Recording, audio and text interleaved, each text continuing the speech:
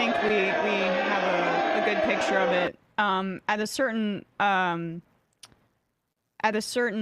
point, there's also footage of some security officers barricading the doors to the chambers there. Um, wow, Antifa really got into character there. It's worth reiterating that there were people armed among that. Police did seize weapons among that crowd, which you wouldn't know if you followed, for instance, like Glenn Greenwald's Twitter account, which repeatedly said that it was a completely unarmed sort of group. And yeah, I think it's amazing that only one person out of that group was shot. I think Yeah. it's a frankly amazing feat of restraint, and it's interesting that the right wants like you to throw a pity party that Ashley Babbitt got shot. Like frankly, like I'm not shocked at all, given like what was happening there, and then trying to breach the inner sanctum, which we didn't get to that point. But like that was a coup attempt, and Although we should say that, multiple people died. It wasn't just in terms out of of results of that, yes, yeah, yeah, yes. yeah. Yeah, it was a coup attempt. And like, I mean, we didn't show, I don't think, the full footage of, they aired this last night, and I was flipping back and forth. I watched a good amount of it though. And of the cop, one of the cops who died, literally, falling to the ground essentially, and their families were there. It's just a bit of hypocrisy given that that crowd is supposedly pro-cop, but it's only really if it's in opposition to black people, which is a good reminder. Say if a black militia group did this, what would have happened? What the reaction would have been? Well, I mean, that's the thing is like, if this happened in response to the 2000 election, I would have felt bad for like the individuals who were caught in the crossfire of it. But frankly, it's not a huge crime. This is a crime because it was built on a lie. Yeah. In my opinion, In like the I mean, 2000 election, you can, yeah, I mean, that election was it was stolen by the Supreme Court. and people didn't, and there was like some like strong letters written. And like I'm not saying that would have gotten saved democracy or even led to good things if Jan 6 would happen in 2000. But I think the important thing to note is that violence there that committed by those Trump supporters was done to service a political lie from one of the major parties in this country, and that party continues to follow that path. They've been like not at all humbled. Liz Cheney is likely going to be voted out yeah, because exactly. her polling numbers are so dismal given her front-facing, given how aggressive she's been. And I loathe to give a Republican credit, but it was hard not to watch last night and be like, all right, that's at least a principle to hang your hat on, which the Republican Party is usually devoid of. And I will also say this too. I think that there's a section of people that think it's uncool to talk about January 6th because downplaying it means that you're in some way opposition to like the mainstream media that really can only talk about it. You can do multiple things at once. This was a dire, insane attack on by a fascist right-wing mob, and it's necessary to talk about. Just because CNN and MSNBC are breathless about it and so excited to air this because the only thing they care about is protecting institutions and they're institutionalists, and this was an attack on the institution, doesn't mean that that's the only value in it, in that it was an attack on our institutions, which in my opinion are already quite rotten. What we care about is the fascist element, the right-wing mob element. And it's not uncool to talk about, and I think some in like the lefty influencer space feel that way. Or, because they only see themselves as in opposition to MSNBC or whatever. It's important to talk about. And another thing I was reminded of when you see that mob charging through the hallways there is how Alexandria Ocasio-Cortez was mocked for believing that she would get sexually assaulted by that mob. They came with zip ties and they came Mocked with by people nooses. who live in gated communities, we should just say. 100%. So just she tweeted something last night like this, reliving this is you just feel like you're there all over again, and I can't even imagine what that must have felt like for someone like Ilhan Omar, someone like Alexandria Ocasio-Cortez in that time. With that said, folks, we're going to take a quick break, but first, this program is brought to you by one of our favorite sponsors, if not our favorite sponsor, Sunset Lake Seder. If you use this code, Left is Best, you get 20% off Seder products. I basically use this every day of my life. I use the tincture when I'm just trying to relax, but I also use the gummies that have melatonin and CBN in them. Recently, the newer product from Sunset Lake, I used it last night, and I slept really well. I slept really, really well. I couldn't. I'm just like scatterbrained, so I keep losing the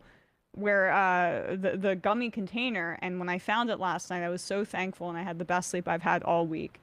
Couldn't recommend it more. They have fudge, they have gummies, which are very tasty. Unfortunately for everybody here, because I can't stop eating them, but I have to stop myself. Those ones are like so delightful in every way. They taste good and they're also super effective. Super effective. So if you're having trouble sleeping, if you just want to relax, Sunset Lake Seder has you covered. Again, use the code LEFTISBEST for 20% off Sunset Lake products. Sunset Lake Sedenbede.com.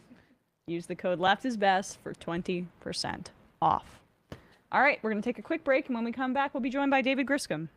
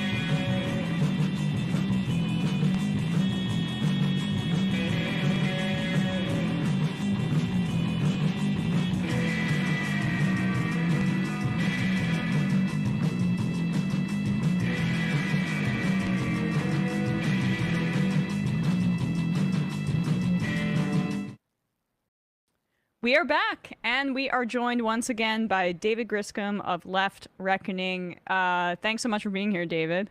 No, I'm always happy to be here, Emma. How are you doing? I'm doing all right. Welcome back. It's another Texas-centric week in the news, so we had to have you, honestly. Yeah, I'm happy to be here, and I know the subjects that we're going to be covering are a little dark, so if I could just bring a little brightness. We got to celebrate right here in my hometown of Austin. The Starbucks at 45th and Lamar won their unionization vote. So congrats to all of them for that hard work.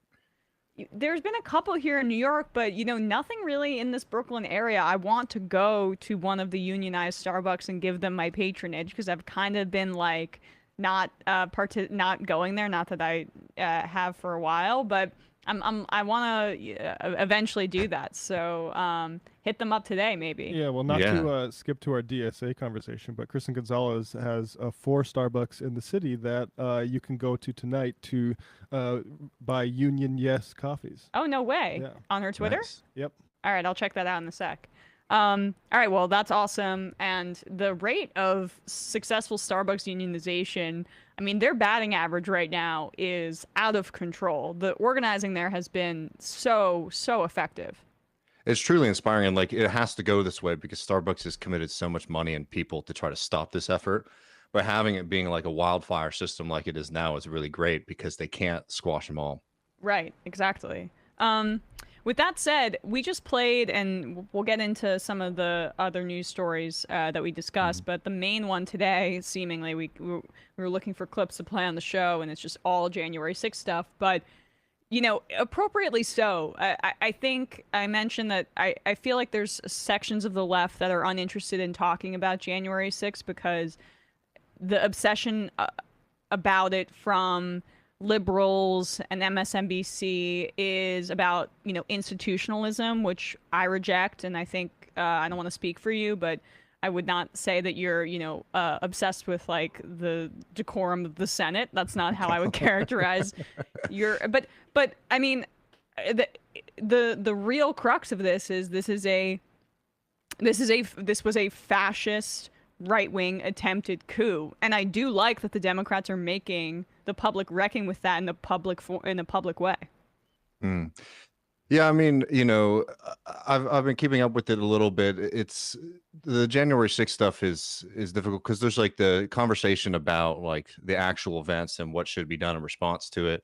And then of course there is like, the media hype, people who are trying to continue their never Trumper career all the way back in, the 2022. But like, no, I mean, there's no doubt about it. And I mean, I'm be curious to see what comes out of it. I mean, I think more than anything, the thing that I'm most interested in seeing is a little bit of a stronger investigation into the relationship between law enforcement, not just in Washington, D.C., but across the country, and these far right movements, because those were the arrests that startled me the most, is what I'll say about that. Along obviously with the Proud Boys who have just been, marching around the country and causing trouble. And I think that they're certainly the target of a lot of the attention right now, and rightfully so. But I see much more police than I do Proud Boys, basically. So I'd like to see that being investigated a little bit more. Right. I mean, that is a great point. It is, I'm interested in like the overlap outside of, say, the DC police with some of these right-wing paramilitary fascist organizations and law enforcement. That's something that piques my interest. And, just saying for personal experience, like, so I went to college in DC and I was at J20 when Trump got inaugurated. And I got, my head cracked in by a police officer for just sort of standing on the sides while they were kettling protesters, right? So I've seen the kind of brutality that you can get from DC police. And I do think the argument that people have made that, there was a kind of easing these folks into the Capitol is something that's very alarming and very different from my experience, both protesting Donald Trump and in Black Lives Matter protests throughout my time in DC as well. So let's turn to Texas, because obviously the fallout and the drip of police misconduct and cover up from Uvalde. We don't know what they're covering up yet, but to me it seems like they're covering up something big, and at the very least it's complete incompetence, but more likely it's, I think, cowardice that led potentially to deaths. The New York Times, in its fashion, is piecing together reporting, and like they add their credibility to it, so now people are taking it seriously, what we've known for weeks, that the Uvalde cops were waiting for over an hour despite knowing that children were injured in those classrooms. There were something like 33 children and 2 teachers in that classroom area, and there were kids that were like bleeding out, and it seems like cops knew that and did not act quickly enough. I mean, what's your response to some of that information? It's not particularly surprising, but it seems to be for a good chunk of the country. I mean, and it's just sometimes hard for me to talk about because it's just, I can't imagine doing that to those kids. But I think it's time to also turn our anger to law enforcement, which I think very much failed in their duty to the community here. And before we get into some of the new information, Matt and I talked about this on Left Reckoning almost right after it happened. One of the most despicable things that came out of the early reportings was the cops were blaming one of the teachers who valiantly defended those children with their life. And as he said in interviews, plus he since he didn't have a bulletproof vest, he got shot in the back, he got shot a couple times and thought he was going to die, and he's been in and out of surgery since the beginning, since the shooting.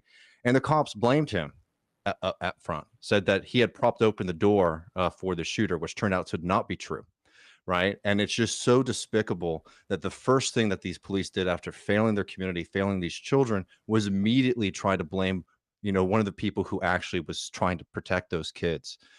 From what we've seen, I highly suggest people, there's a piece in Texas Tribune that really has started to map out this story that just came out. And every time you read these new updates, it's even more shocking than it was initially. And it was shocking, the day of. We're seeing not only that the police have been lying, that they have been shown to be cowards and put their own lives over the lives of these children and the lives in their community, but they have now completely gone rogue. So the DPS, the DPS, Texas DPS, initially was defending the police department, and then gave them the most mild criticism, saying, yeah, there are probably some mistakes that were made. Which, I'm sorry, just any kind of analysis in any situation, if that many children die, mistakes have been made. Yeah. And then the Uvalde Police Department has now said that they will no longer cooperate with the DPS. They also, just yesterday, this came out, that the city of Uvalde lawyers have sent Attorney General of Texas, Ken Paxton, a laundry list of records that they are saying are exempted from public disclosure. So there's now going to be a long legal fight on the city level and on the police department level to just get the information out before even a judgment or decision is made about what to be done about this. They are fighting tooth and nail to just get this information out public. And I obviously you can only speculate at that point. What is it that they're trying to hide? But I think from the information that we have about how they acted in that moment is pretty damning, along with the fact, you have to remember that, Uvalde, like a lot of other small towns across this country, the police department budget is the highest line item on their budget. And this is what happens through a massive disinvestment in public good in society, that these guys are able to suck up a lot of money, and then they don't actively protect people in their community. They're more likely to harass or shoot a citizen than they are to save them. And in Texas in particular, right, one, through what Abbott has been doing on the state level, as I talked about last time, has been just, funneling billions of dollars to an unaccountable DPS here and the state troopers here. But they are not used to, DPS again has like come back, right, from their initial statements, but people probably saw those early videos of the head of the Texas DPS coming out and sort of defending everybody up front, and they look like a bumbling idiot because they are not used to ever being challenged or being held accountable, because that's the state of affairs in the state right now, and it's there's deadly consequences to that. 100%. And what's so maddening about this too is I guarantee you there's going to be a swell of people saying, well, this is why the police need more funding. But their equipment was more than enough. Their resources were more than enough. They had everything they could have needed. And what really stood in the way here, seemingly, was the officer in charge of operations, the chief, I believe, basically told them to stand down because they were so afraid, even with all of that artillery, even with all of that protection. They were waiting on shields. They were waiting on extra stuff. They were cowards, basically, despite having that enormous amount of money and the proportion of the town's funds. So nothing is going to change the way. This was their human choices that led to this, not the material at their disposal. And so then that begs the question, what does policing as currently constructed do for our society? I think it's a very fair question, and it should be noted too that the school district in Uvalde has now said that their responses are going to hire more police officers for the school district. So that's already starting to happen. And look, I'm not a combat tactician or anything like that. But handguns themselves, especially with body armor, are designed for close quarters combat, right? So of course you would want in a situation like that to be decked out with all the things, that could maybe make a conflict like that easier. But when you're hearing kids screaming for help and are being shot, and you are already equipped with a deadly weapon with the training to use that, I don't know. It's just sort of what do we have to wait for these guys to get Gundam suits before they're going to come and help out children? It's absolutely ridiculous.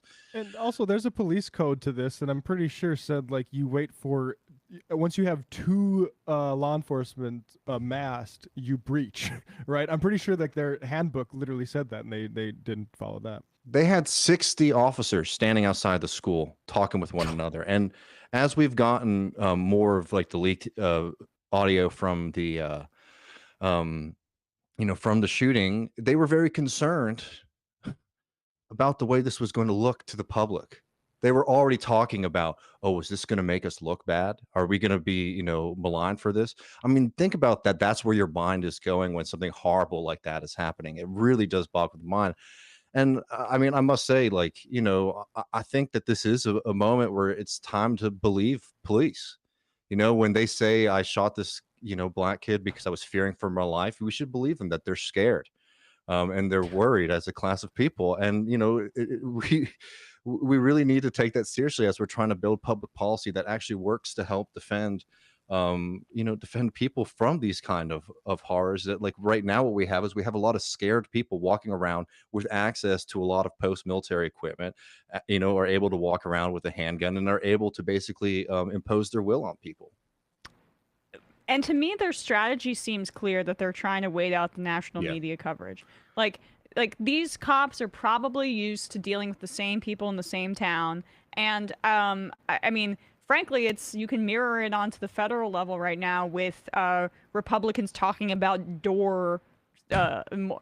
different door strategies, having one point of entry. They don't. I genuinely believe they don't actually believe that's a solution. That they are just trying to throw something out there, like a squirrel, like, look at that, so that in a month people forget about this and they don't have to act. I'm wondering what your take is on that. Oh, I mean, on the police department and the media, I think that's 100% true. I mean, the larger kind of mass media, hub near them is San Antonio, which is about 40 minutes away. And you can see how the police have been treating national media, or even just like state, Texas media in general. Yeah, I think 100% they're hoping that eventually people are going to get tired of their accommodations in Uvalde and, go back down to Austin and San Antonio, and maybe they'll drive back if something happens. But yeah, 100%, I think that they're trying to wait this out. I mean, hell, they're even trying to wait out the state government at this point. So, let alone reporters. They're basically turning their backs on the higher authority in the state of Texas. I mean, as for national Republicans, I mean, I think it's an absolute disgrace, to be talking about doors like that. I also hate the language. I know this is a small point, but I hate the language of calling schools targets, saying we need to harden our targets. I mean, it just shows just how perverse this crisis has gotten, that we talk about the place where we educate children, our next generation, as a target. I mean, it's just endlessly clear that these people have no real interest in doing anything about it. After the shooting happened, people rightfully were, making hay about the fact that Abbott and other state leadership was going to be speaking at the NRA convention. And when Beto came and confronted Abbott, people have probably seen that clip at the press conference. One of the guys in there was saying, like, how dare you politicize this? How dare you politicize this? I'm sorry. At this point, it already is politicized. Who was speaking at the NRA convention? Greg Abbott, right? Who was speaking at the NRA convention? Ted Cruz, Republican, Ken Paxton, etc. And now, while, after praying and thinking about it, some, didn't speak at all. Or I know Abbott sent in a video message. It just shows that they have already politicized this issue. And it's always really disgusting when they sit here and say, after something like this happens, like, how dare anybody try to politicize a tragedy when they've been, walking and, surviving on this politically for a very, very long time. It's funny you mentioned Ted Cruz, because you sent this tweet to me of him blaming the Green New Deal for electricity costs in Texas. I mean, given the grid failure that we saw, when was that? I mean, was that 6 months ago? God, time blends together. 20. It was in 2020? Well, no, sorry. It was 2021. Sorry, I'm losing my mind too. Okay. Okay. All right. So it was last year. Just making sure that, my mind isn't completely gone already.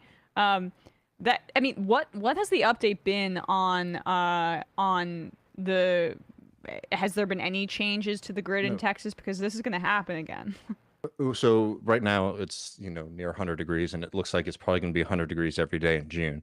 ERCOT, which, governs the system here, has said that, we're in a crisis situation, and we might have record-breaking demand for electricity throughout the weekend, right? Which means for people, the threat of blackouts. And, in the same way that it's really dangerous when it's cold, when you run out of, the ability to control the temperature in your own home, it's very dangerous when it's like this.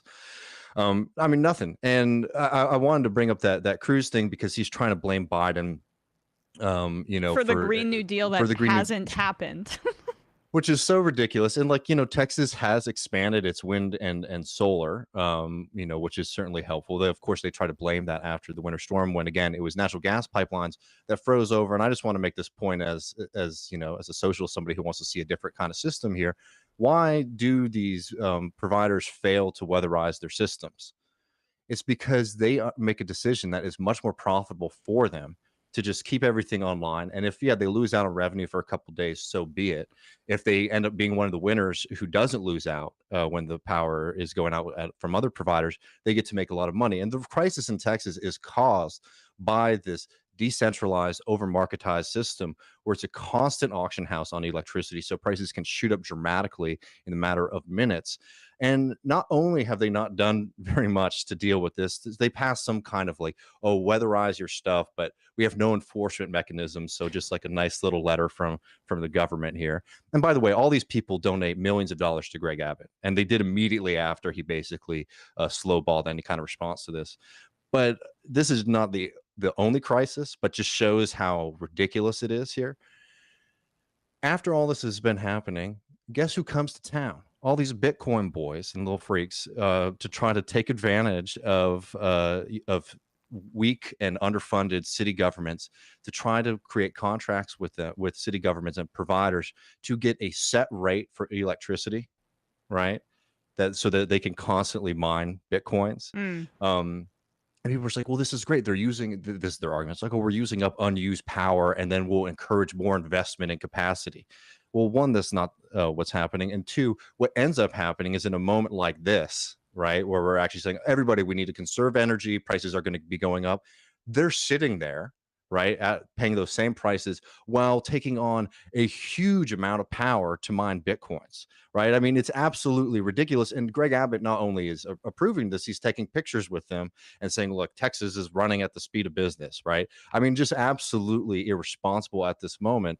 And we need to, be building up a much stronger movement on this. And I think that like power itself is something not just in Texas, but for the left in general, is something that I think is a very viable way to fight for the things that we care about. One, dealing with climate change, but two, creating good union jobs, making sure that people have access, to being able to afford electricity in their homes, right? There's a lot of fights that can be happening. And I think, at least in Texas, like this is a huge political opportunity for people to show that, like, look, they don't care about you at all.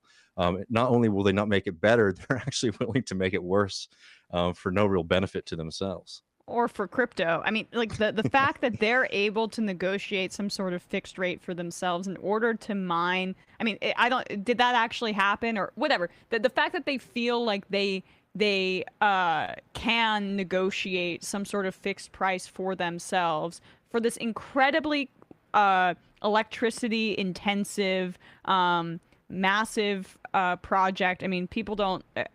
Bitcoin is like, when they advertise it as this democratizing force, it's incredibly environmentally wasteful, and part of why these like disaster capitalist Bitcoin bros go to countries in South America to exploit them is because they can like work around and still still use all of their energy in a predatory manner. But that shows that the price fixing is possible if Abbott was interested in it, but he's only interested in providing it for capitalists that are going to bring business to Texas. And like, you have to understand, like, our grid is like the most privatized grid. So you actually have, providers competing against each other. So it's a constant auction house. And that means that prices can just, skyrocket exponentially. So whenever you hear Ted Cruz going on about the windmills and the solar rigs, it's like, no, friend, it is 100% an over marketized system. Not any of these kind of, new technologies. But yeah, I mean, it's a joke. And like, beyond that, like in the same vein as what you're talking about, like in El Salvador with Bitcoin, right?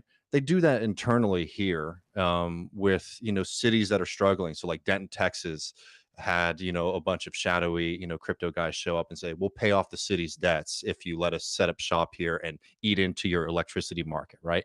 So certainly a bad decision by the government there, but it's a decision that comes out of like the crisis that so many, cities and towns across this country are facing, where it's like they don't have the revenue to basically provide services or to pay, to take care of their debts.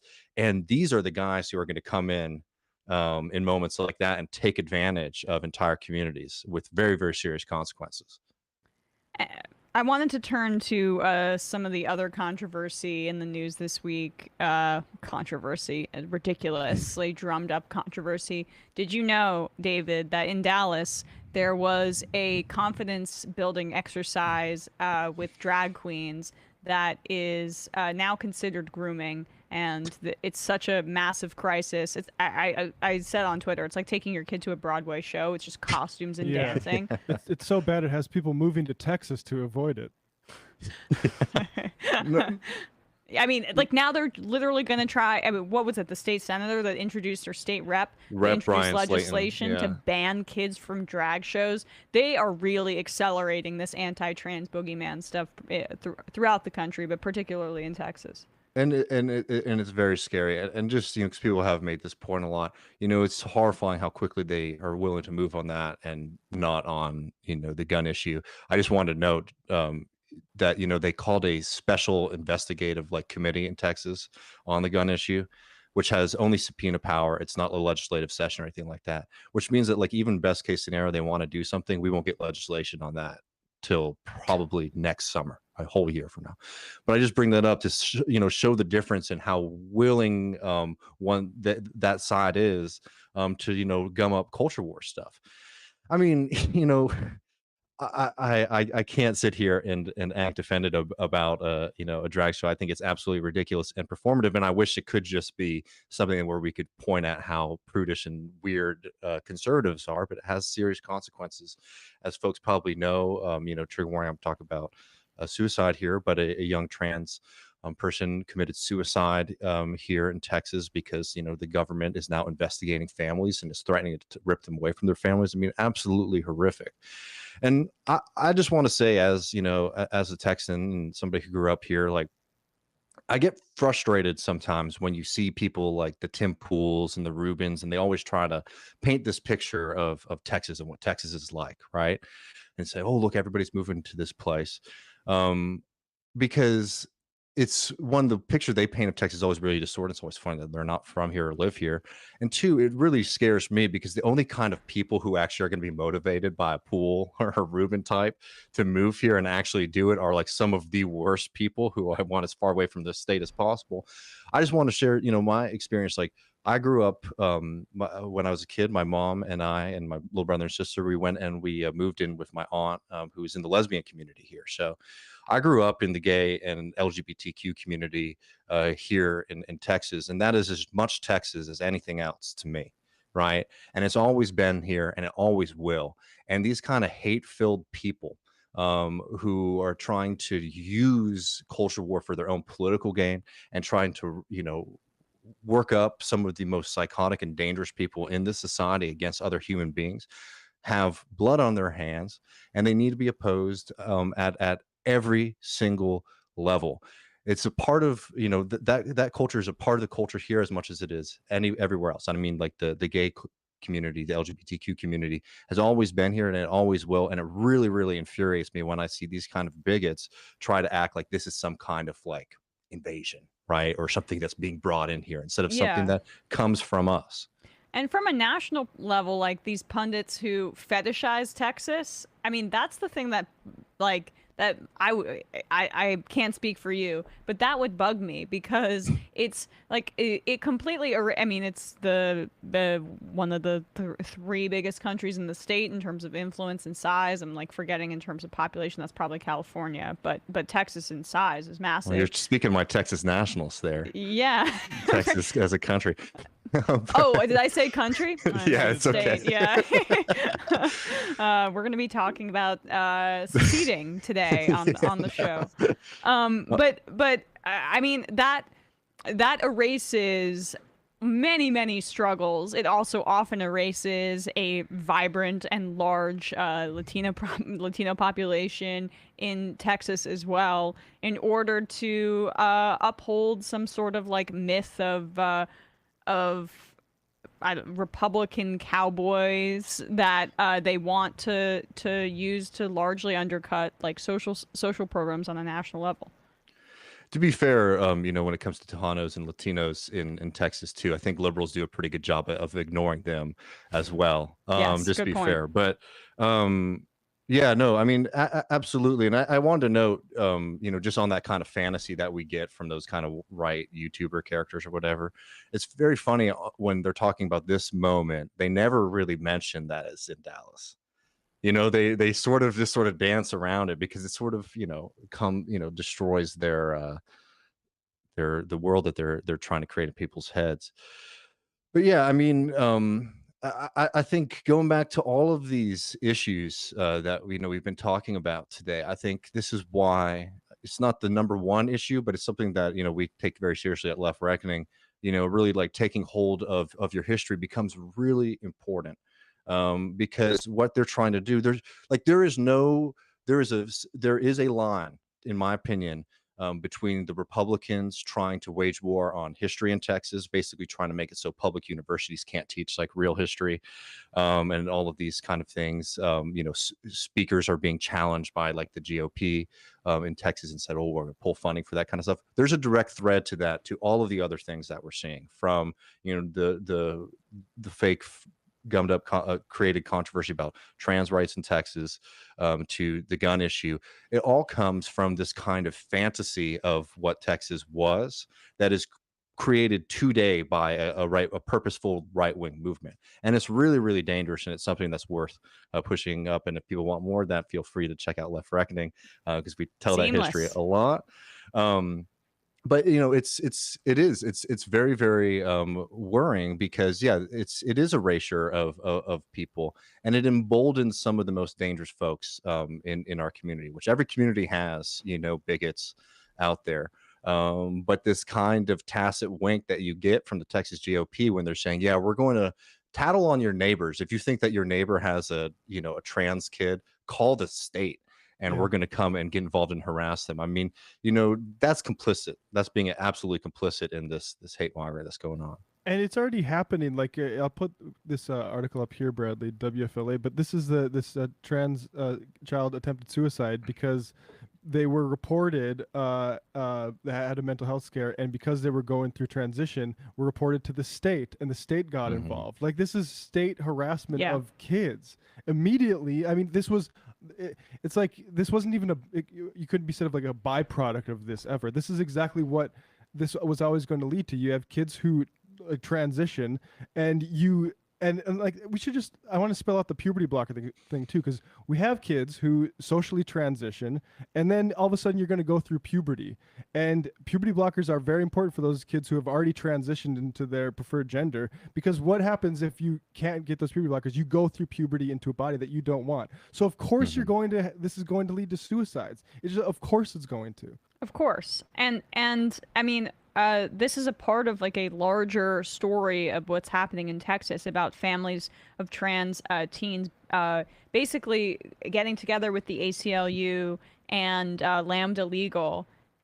They're filing a lawsuit on behalf of 3 families, and I think other families are joining this because they are being investigated, and this isn't just like one-offs. There are multiple families that aren't included already in this suit by the government of Texas for providing gender-affirming care to their kids. I mean, this is going to be a large legal fight, I think. They're also the lawsuit's also representing, I believe, a large LGBTQ organization within Texas, which has also been targeted. According to the lawsuit, the minor was admitted to a local hospital and referred to an outpatient psychiatric facility. Staff learned that he had been prescribed hormone therapy for treatment of gender dysphoria, and according to the lawsuit, told him and his mother that the family might be reported for child abuse because of Abbott's letter and DFPS's new rule. Less than a week after the minor was discharged from the facility, the lawsuit says a child welfare investigator arrived at the family's home.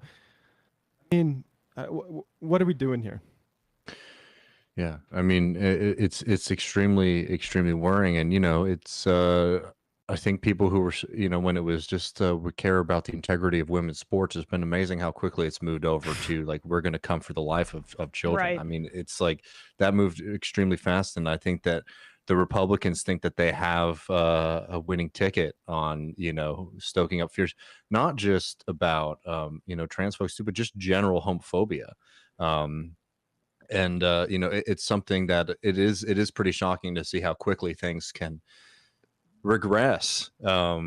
It's thought that we had sort of turned a corner on this, and it's very quickly coming back, to feeling like it's the early 2000s again. Oh yeah. When we're talking about these issues. That Blaze TV girl who went into that. We played yesterday. Posted a picture that we played yesterday. When she posted those images of the drag show, she called it demonic. Yeah. Like, that's how retrograde this mindset is, and that's not her being poetic. No, that's what this is. It is a fundamentalist Christian movement that is well coordinated and politically expedient for someone like Greg Abbott, Ken Paxton in Texas, but also, of course, Ron DeSantis in Florida and other governors across the country, less high profile, because finding someone to demonize is helpful for them. And I think that they saw the trans issue, the existence of trans people, which freaks out a certain section of the country who are not used to it as they were used to gay people, which has become more normalized in culture over the past few decades. They saw that as a way to reverse course. It was an opening to demonize trans people and thus broaden the scope and also begin to demonize gay people as well. And it's just like Christian fascism laundered through pearl clutching about, women swimming or drag shows in Texas. That's really what it is. And, I take this extremely seriously, and I'm going to, point out, the failures of the Democrats on this, not because I think it's like doing both sidesism, but because this is the real threat, right? So you see like this kind of real, like new moral panic about, gay people and trans people. And, that works up a certain group of people and might be maybe slightly attractive to a larger group of people, but it's not like their number one thing, right? Their number one issue. And the only reason that this stuff is like allowed to thrive and be viable for the Republican Party is if if the left and the Democratic Party in particular is sort of failing at creating a positive option that like people, I'm saying, like people like who might be motivated to vote for Republican because they're very worked up about something their pastor told them. I think it's a much easier case to say, well, we need Medicare for all, $15 an hour, and just like winning those kind of fights so that this kind of cheap culture war stuff that the Republican Party tries to play, just like it doesn't have the sway or the power to overcome something like that.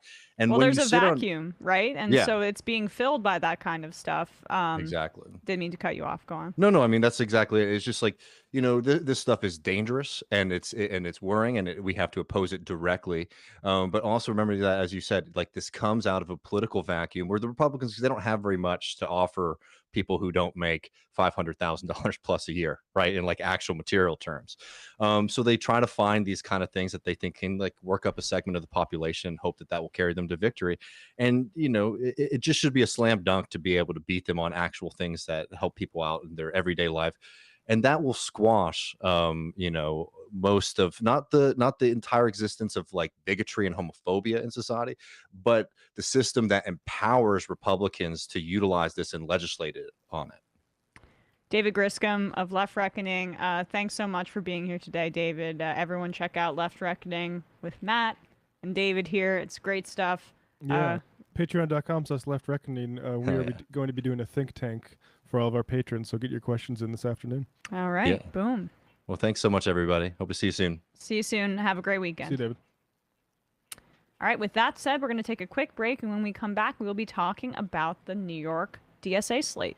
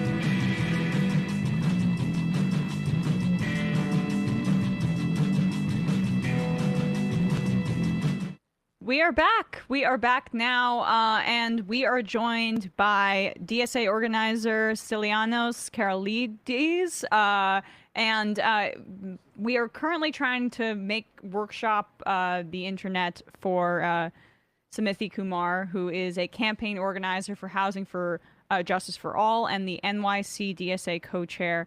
Just some internet issues here. But for now, thank you so much for being here, Stylianos, to talk about this historic New York's DSA slate.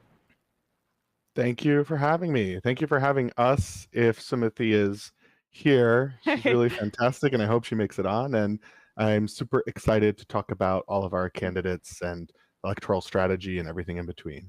Awesome. Well, I'm very excited for that too. So while we're workshopping Sumathy's internet, maybe she can call into the phones. Although we would need to call in ourselves, but that's something for another day. Apologies for the technical difficulties. So a few weeks ago, Alexandria Ocasio-Cortez endorsed the entire full slate of New York Democratic Socialist candidates here in New York State. And this is the largest slate in New York DSA history. It's called the For the Many slate, and it has a variety of different candidates. Can you just talk about, one, what that endorsement means in terms of a national profile for some of your candidates and maybe helping with the organizing? And two, how exciting it is that it's such a large slate and has, from my research and from my understanding, such a diverse slate with diverse experiences and backgrounds, and multi-pronged approaches in different districts. Yeah, we're really excited and terrified. It's a huge slate and it's an incredible amount of work, but I am so thrilled that we're taking it on. We also call it the Green New York slate because we uniquely highlighted climate crisis as one of our top priority issues, and that's uniting all the candidates among so many other things that is bringing them all together. I will list all of their names, but I'm not going to go into detail right now because I don't want to make everyone sit here and listen to every single bit about them. But it is Sarahana Shrestha in the Mid-Hudson Valley, which is upstate, Vanessa Agudelo, who's in Peekskill, which again is upstate, and then down here in New York City, we've got Iyapa Sairitupak in Lower Manhattan, we've got Kirana Lane in East New York, Sami Namir Olivares in Bushwick, Cypress Hills, also East New York, David Alexis in Flatbush, and Kristen Gonzalez in my neighborhood here in Astoria, Long Island City, and Stuytown. And we're really, really, really thrilled that AOC has endorsed the entire slate. I think there's a number of reasons why she did it. One, she's obviously a DSA endorsed elected and coming in more to this idea of coalition work and kind of bloc politics that socialists need to act together in order to make effective change. And then two, she's obviously a federal legislator, and that's where she spends 99% of her time. But I think the more things we've been able to win in New York City and New York State, the more it's becoming clear to her and many other folks in Congress and across the country that local politics, state level politics, has ridiculous amount of potential to affect workers, to talk to regular people and, politicize them, bring them into the project, and nationwide to affect politics. An idea here in New York, a bill that we can pass here, can make it onto the national stage and become a model for what policy we want to see at the federal level. And then, and I think that is the best way. I mean, for me, and why I said I was supportive of the entire DSA slate is because and why I'm so encouraged by what you're doing is, one, you can see the gains of New York DSA based on past candidates who have won, but they were fewer, right? I mean, the 2018 midterm elections, Alexandria Ocasio-Cortez, Julia Salazar, 2020, there was a larger slate that won, but now this is even exponentially larger than all of that. And my belief really is that the left, specifically in these blue states where corporate Democrats have allowed to kind of reign supreme, needs a apparatus, a coalition that can wield its own power. And my belief is that DSA is the best way to do that within the state. And so in terms of the numbers, was that part of your strategy of trying to broaden the coalition. We're calling into the phones here, so hopefully we can get Sumathy on now. But was that part of your strategy to kind of shoot as many darts as possible in order to create an apparatus that can flex its muscle in the levers of power in New York State? Yes and no. Every single endorsement that we make is a very meticulous and deliberative process.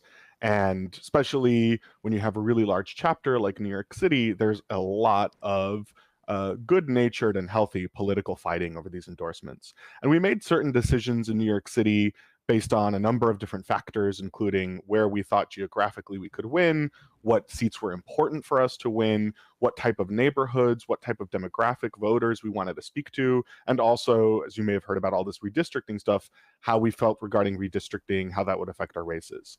And two of the members of our slate are not in New York City. So those weren't New York City chapter decisions alone. One of them, Sarhana Shrestha, she's in the Mid-Hudson Valley. The other, Vanessa Agudelo, she's in the Lower Hudson Valley. And those were two separate DSA chapters that made the decision to endorse them. And here in New York City, we have them on our slate, messaging-wise, comms-wise, and we have a tool called the Multi-Candidate Committee, or MCC. That's the For the Many committee that you might hear about often. Right. And we elected to include those two candidates in the MCC and give them additional coordinating and comm support, all this sort of high-level support that we can provide, because we are increasingly recognizing, despite our power in New York City alone cannot win us the things that we're aiming for here in New York. And so we're reaching out to Mid-Hudson Valley, Lower Hudson Valley, and in 2 years, maybe other places across the state to widen our impact, broaden our reach, make it clear that this progressive left, this socialist left movement is a threat to every politician across the state, no matter what kind of district they're in, and it's something that can unite the working class across demographics, across district boundaries, and that is going to continue to make victories, make gains. I'm gonna bring in Sumathy Kumar here, who is on the phones. We were able to bring her in without any video. Sumathy, thanks so much for joining us. Yeah, thanks so much for having me. Sorry about my internet. It's all good. It's all good. I was talking with Stylianos a bit about the strategy behind the broad DSA slate, but I do think that is notable too. That it is not just your focus is not just in New York City. The fact that it creeps up into the Hudson Valley and other areas of New York. I mean, can I ask what strategic decisions went into those specific areas outside of the city limits? Yeah, I mean, when you look at what we can win in New York City and in New York State, a lot of power happens at the state level. So if we want to win universal health care, a Green New Deal, good cause eviction, universal rent control, all of these things are decided at the state level in New York State. So for years now, New York City DSA and our chapters across the state in the Mid-Hudson Valley and the Lower Hudson Valley and Buffalo and Syracuse have been really, our eyes have been on state power so that we can really win material gains for the working class. And so this is just an extension of that project. We're going to try and win races outside of New York City so that we can win policy on a state level that can actually deliver for folks across the state. And that's really the reason why we're doing it. Sumathy, you're a Housing Justice for All campaign organizer and an advocate for housing. How central was that to the candidates that you chose to back in DSA? Because I frankly think, at least on a national level, it's largely just completely absent from the conversation, but it could not be more necessary, particularly in New York. Right. I mean, housing has been one of our chapter's priorities for a long time. And obviously, it's a priority for the working class where the rent is extremely too high and our homelessness crisis keeps skyrocketing and people like desperately want a change in our housing system. And so a lot of folks who are running this year and who ran in 2020 ran on housing. In 2020, it was the height of the pandemic, and people were running on canceling rent and extending the eviction moratorium. Oh no. Oh no. Oh wait, no, you're here. You're back. You cut out for like 2 seconds. Oh no. We really need some internet for all. Yes. Stylianos can talk about. But I would say yes. Housing is a central part of our platform in New York City DSA and across the state. And we really need our state government to start, doing some.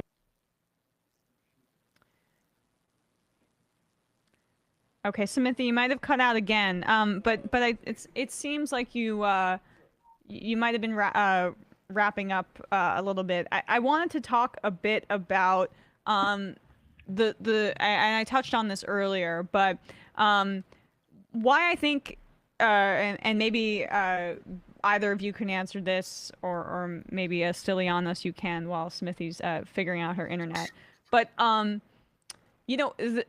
there is real power in candidates running within infrastructure, right? That can pay dividends for years and years to come.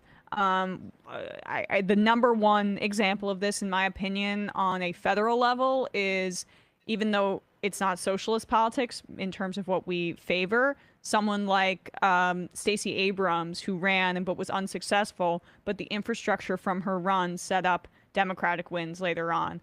On the state level, we can be a bit more radical, obviously, but that's why it's important, too, that Alexandria Ocasio-Cortez's campaign and that success is not a flash in the pan individual success, is a part of a larger DSA infrastructure, democratic socialist infrastructure within the state.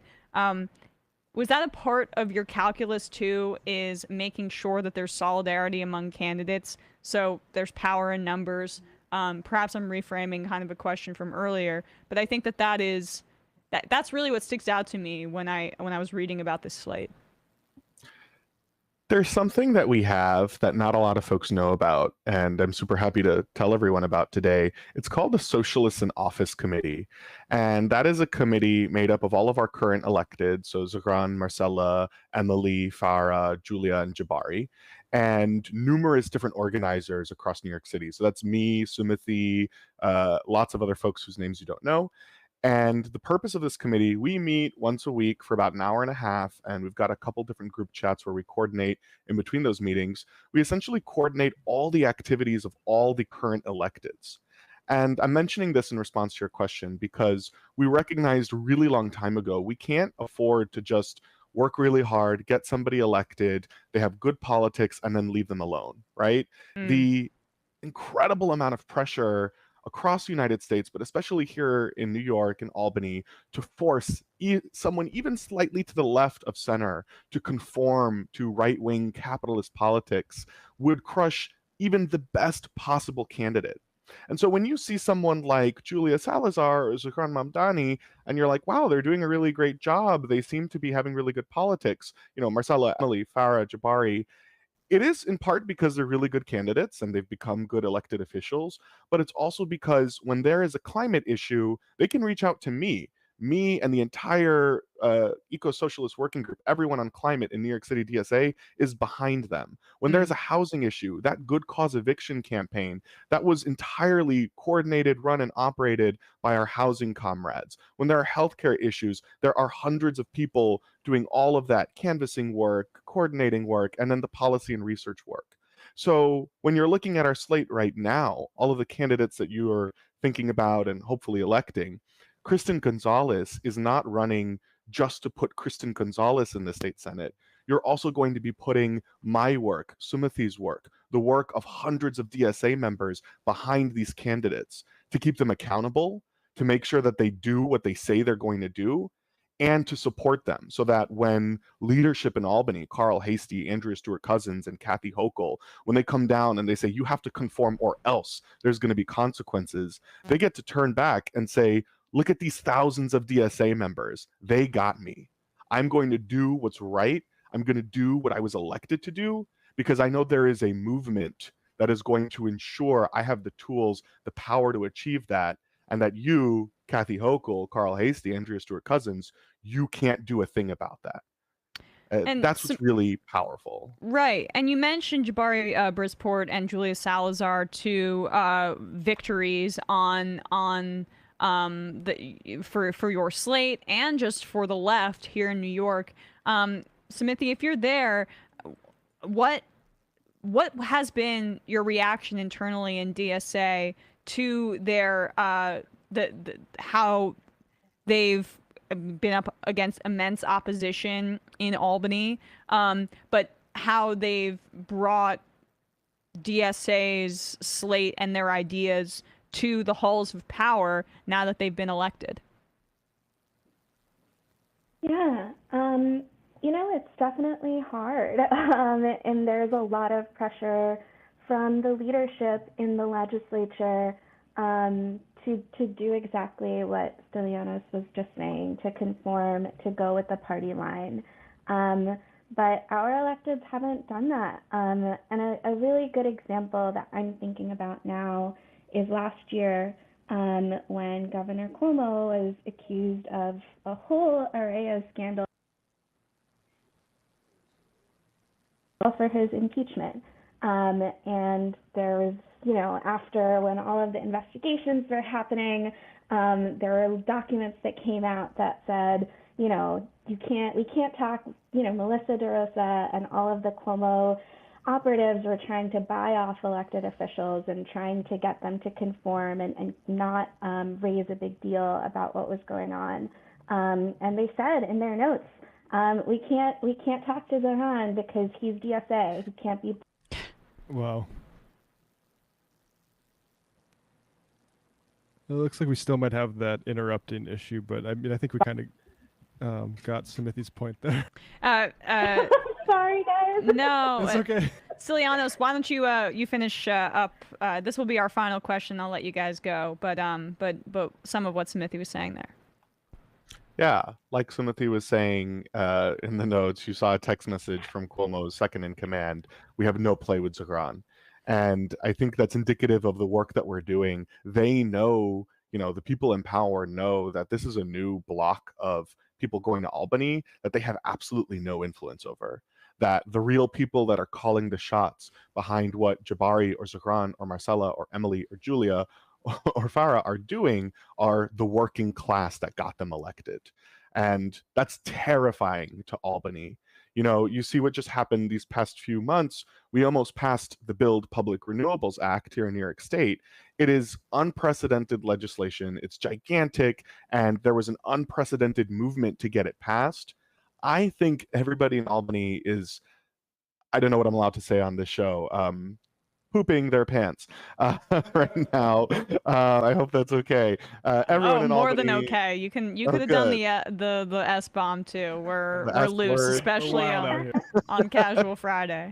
They're defecating themselves because they realize that there is this increasingly growing uproar of people across the state that are paying attention, that are recognizing they have the power to change things, and they're taking action. Sarhana Shrestha, who's running in the Mid-Hudson Valley, she's a climate organizer. She's running against this assembly member that's been there forever, Kevin Cahill. And Kevin Cahill isn't signed on to any of our bills. But two folks overheard him in the assembly the 2 days before session ended, begging Carl Hastie. He was telling him, quote, "You have to pass this bill. It's going to cost me my seat."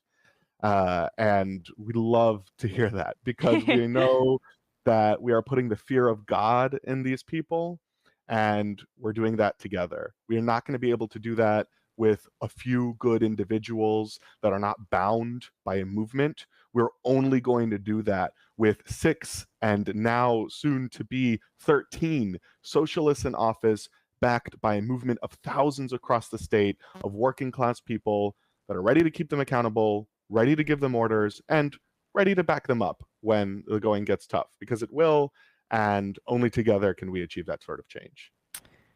Sumathy Kumar, campaign organizer for Housing Justice for All, and also the New York City DSA co-chair, and DSA organizer Stylianos, Karolidis. Thank you so much to you both for your time today. I really appreciate it. Thank you. Can I say one last thing? Sure. If folks are motivated, I wouldn't be a good organizer if I didn't do this. If folks are motivated, you can go to fortheturnout.nyc to sign up for a number four? No, the word spelled out. Okay. FOR, theturnout.nyc. You can sign up for a phone banking shift if you're not in New York, or a canvassing shift if you are. And all of those great things I said, you too can be a part of it. It's really awesome. You can be part of this movement with us. Doesn't require you to have any experience, any knowledge, any special skills. We're all just regular working class people, and we'd love to have you on board. Incredible. And you can see at the top of that page a really cool illustration of the slate of DSA candidates there. Thanks so much for your time today. Thanks to both of you. Really appreciate it. Thank you. All right, folks. Thanks, guys. With that, we are going to wrap up the first hour of this program, the free part of this program. We're going to head into the fun half. 646-257-3920. But first, Matt, what's happening on Left Reckoning? Yeah, so this weekend, Think Tank. So for patrons of Left Reckoning, which you should be, patreon.com/Left Reckoning, we're going to be doing our Think Tank, which we didn't do one last month, but we usually do one once a month where we just take questions and chat about stuff. Also tonight, the twitch.tv/Left Reckoning feed, I'm going to be playing NBA 2K, probably around 6 or 6:30 or so. I'll be playing NBA 2K I'll be playing my team mode, where I have Invincible Michael Jordan and Yao Ming, who's 99 overall as well. So, and I'll probably be talking about some South Dakota politics, and maybe depending on how bad of a mood I am, I might be put on Ether background music and start talking about some people who joined the anti-trans bandwagon recently. But I'm not sure about that. But Twitch.tv. We'll see if you have a drink in you or something like that. Twitch.tv/Left Reckoning to watch me tonight play NBA 2K. All right, folks, heading into the fun half. 3 months from now, 6 months from now, 9 months from now. And I don't think it's going to be the same as it looks like in 6 months from now. And I don't know if it's necessarily going to be better 6 months from now than it is 3 months from now. But I think around 18 months out, we're going to look back and go like, wow. What? What is that going on? It's nuts. Wait a second. Hold on for a second. Emma, welcome to the program. Hey. Fun hat. Matt. New fun hat. What is up, everyone? Fun hat. Nomi Key. You did it. Fun hat. Let's go, Brandon. Let's go, Brandon. Fun hat. Bradley, you want to say hello? Sorry to disappoint everyone. I'm just a random guy. It's all the boys today. Fundamentally false. No, I'm sorry. Stop talking for a second and let me finish. Where is this coming from, dude? But dude, you want to smoke this 7A? Yes. Hi, me? Is it? Yes. Is this me? Is it me? It is you. Is this me? Hello, is this me? I think it is you. Who is you? No sound. Every single freaking day. What's on your mind? Sports. We can discuss free markets and we can discuss capitalism.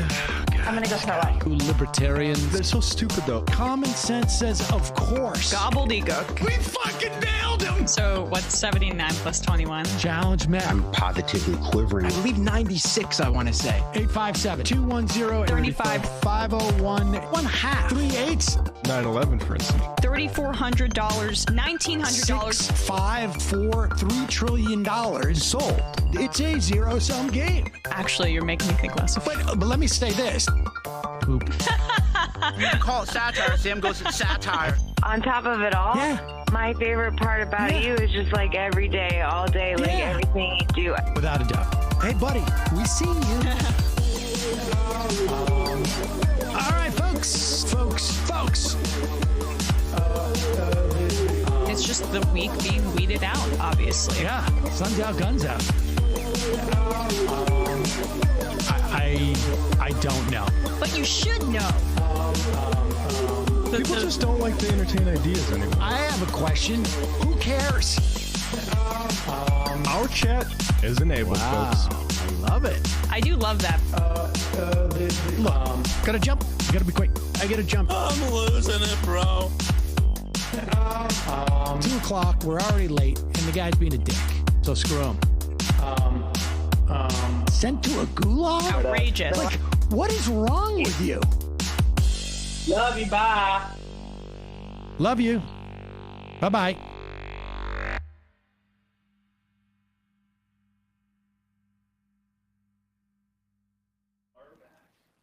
We are back. Back, I think. Am I freezing? No. Nope. Okay, we are back. I love that interview. I'm so glad we did that. Let's take a quick call, and then we'll get to some Can I just clips. say, like, that detail about we can't go to him, he's DSA. Like, that's what you need to know. And it's the same thing with Robin Wansley, who I had on Left Reckoning, and she won as a socialist, DSA endorsed without any wasn't running on a Democratic ticket at all, just running as independent socialist, won her city council seat.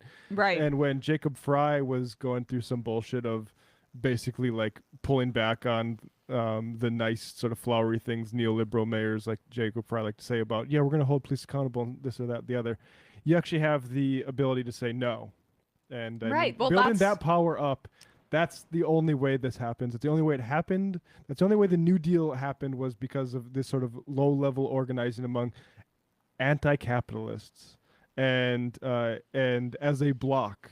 Not as individuals. Exactly. Reed Hammer and Ho, Robin D.G. Kelly for some of that. But I mean, that's what's inspiring about this slate.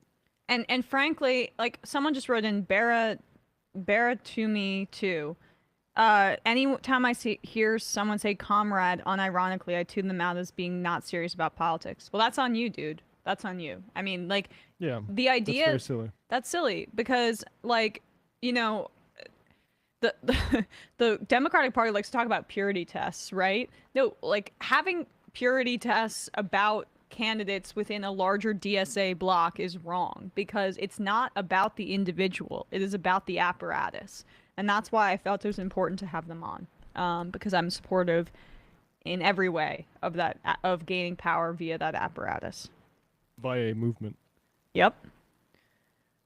Calling from a 201 area code. Who's this? Where are you calling from? Hi, this is Anthony. Hi, Anthony. From New Jersey. From New Jersey. What's on your mind? You are a 201 area code. I should have known that. Yeah, you're from New Jersey, right? Mm-hmm. So am I. So is Bradley. Are you 201? Of course. I'm 973. Oh, boo. Maybe I shouldn't say that. Anthony, what's on your mind? I'm just enjoying this beautiful day out.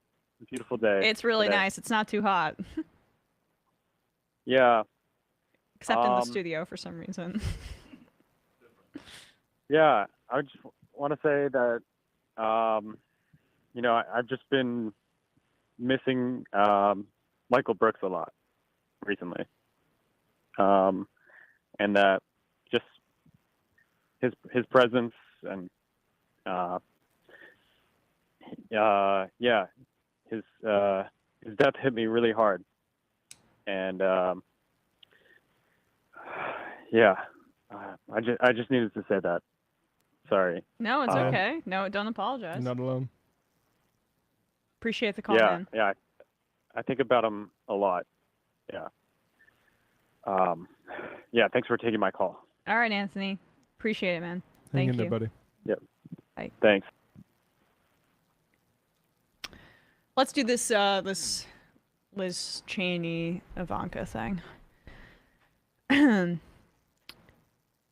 Miller. Oh. So last night was the first in the January 6th public hearings about their findings. And there was a lot there last night. But some of the most notable parts we played earlier in the show, the video of the never before seen footage of the rioters storming the Capitol, the coup attempters on the right, paramilitary, right-wingers, all of that. But another wrinkle in the in what was aired last night was that they showed the testimony that was recorded of Trump officials, including Trump kids. Here is Liz Cheney teeing up Ivanka Trump's testimony, in which Ivanka admits that she believed Attorney General Bill Barr's characterization of the 2020 election results, that it wasn't stolen, and Trump responded to his favorite golden child on Twitter. Miller was a senior Trump campaign spokesman. In this clip, Miller described... Sorry, wrong clip. All good. We have. I mean, everything's a Liz Cheney clip, so how are we able to even discern?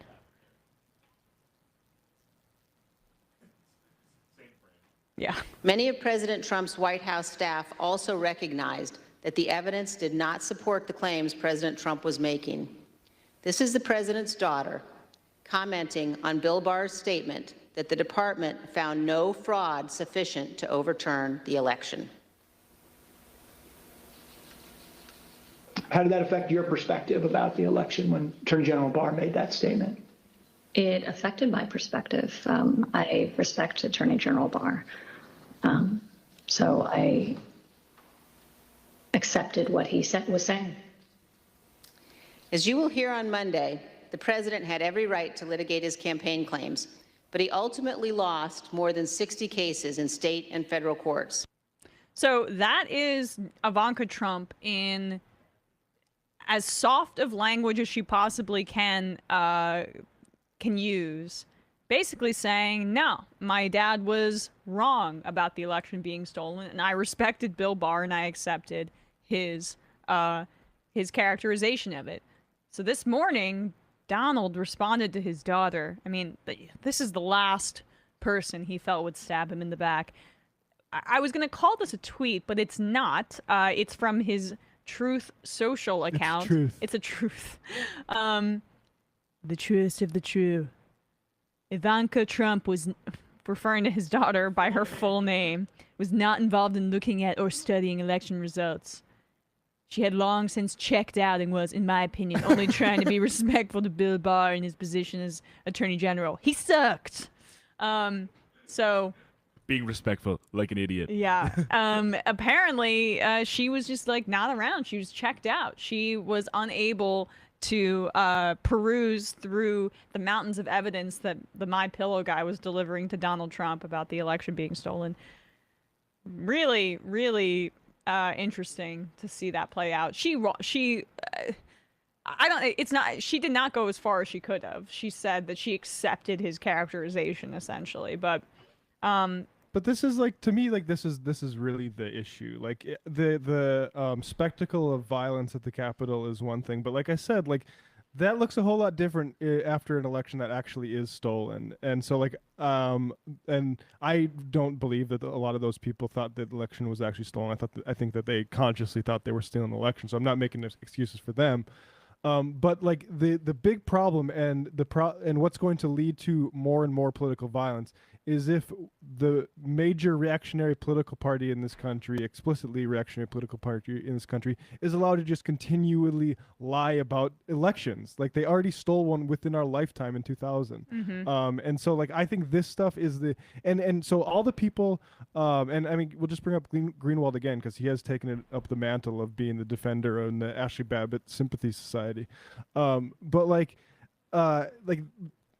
there's the one defense is these people were lied to. But if you can't be clear that they were lied to, then you're a Republican or a crypto Republican or a fascist paralegal or whatever it is. But you're doing work for the right. And also, Matt, I think you've made this point in the past, but like, this is not me sympathizing with anybody who went to the Capitol, but I'm saying like a lot of these people who kind of, you see in some of their testimony being like, I was told to do this.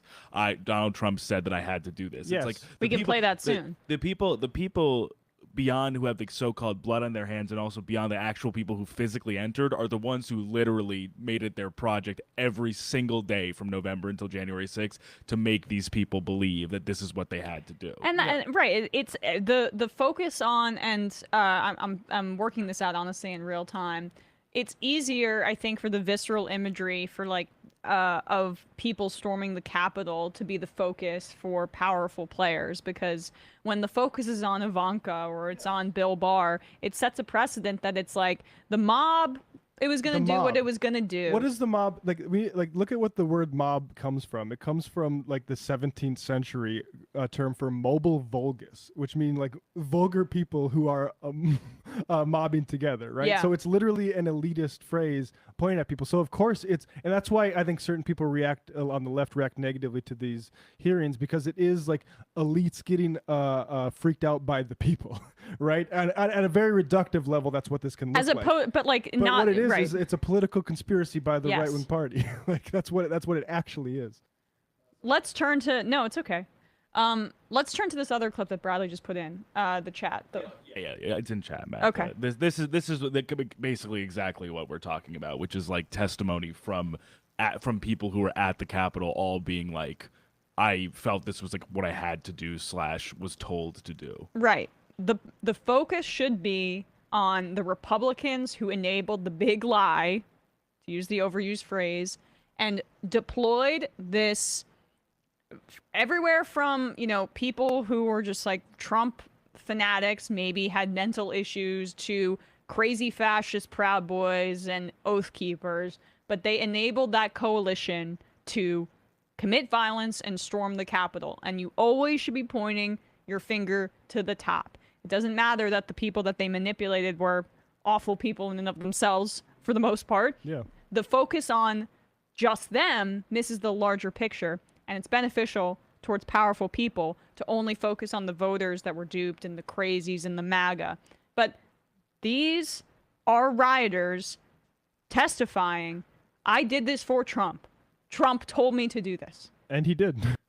The fact that, I had supported Trump all that time. I did believe, that the election was being stolen. And Trump asked us to come. He personally asked for us to come to D.C. that day. And I thought, for everything he's done for us, if this is the only thing he's going to ask of me, I'll do it. We're going to walk down to the Capitol. Did you recall President Trump mentioning going to the Capitol during his speech? Oh, yeah. So that's one of my disappointments. He said he was going to go with us, that he was going to be there. Oh, yeah. I know why I was there, and that's because he called me there, and he laid out what is happening in our government.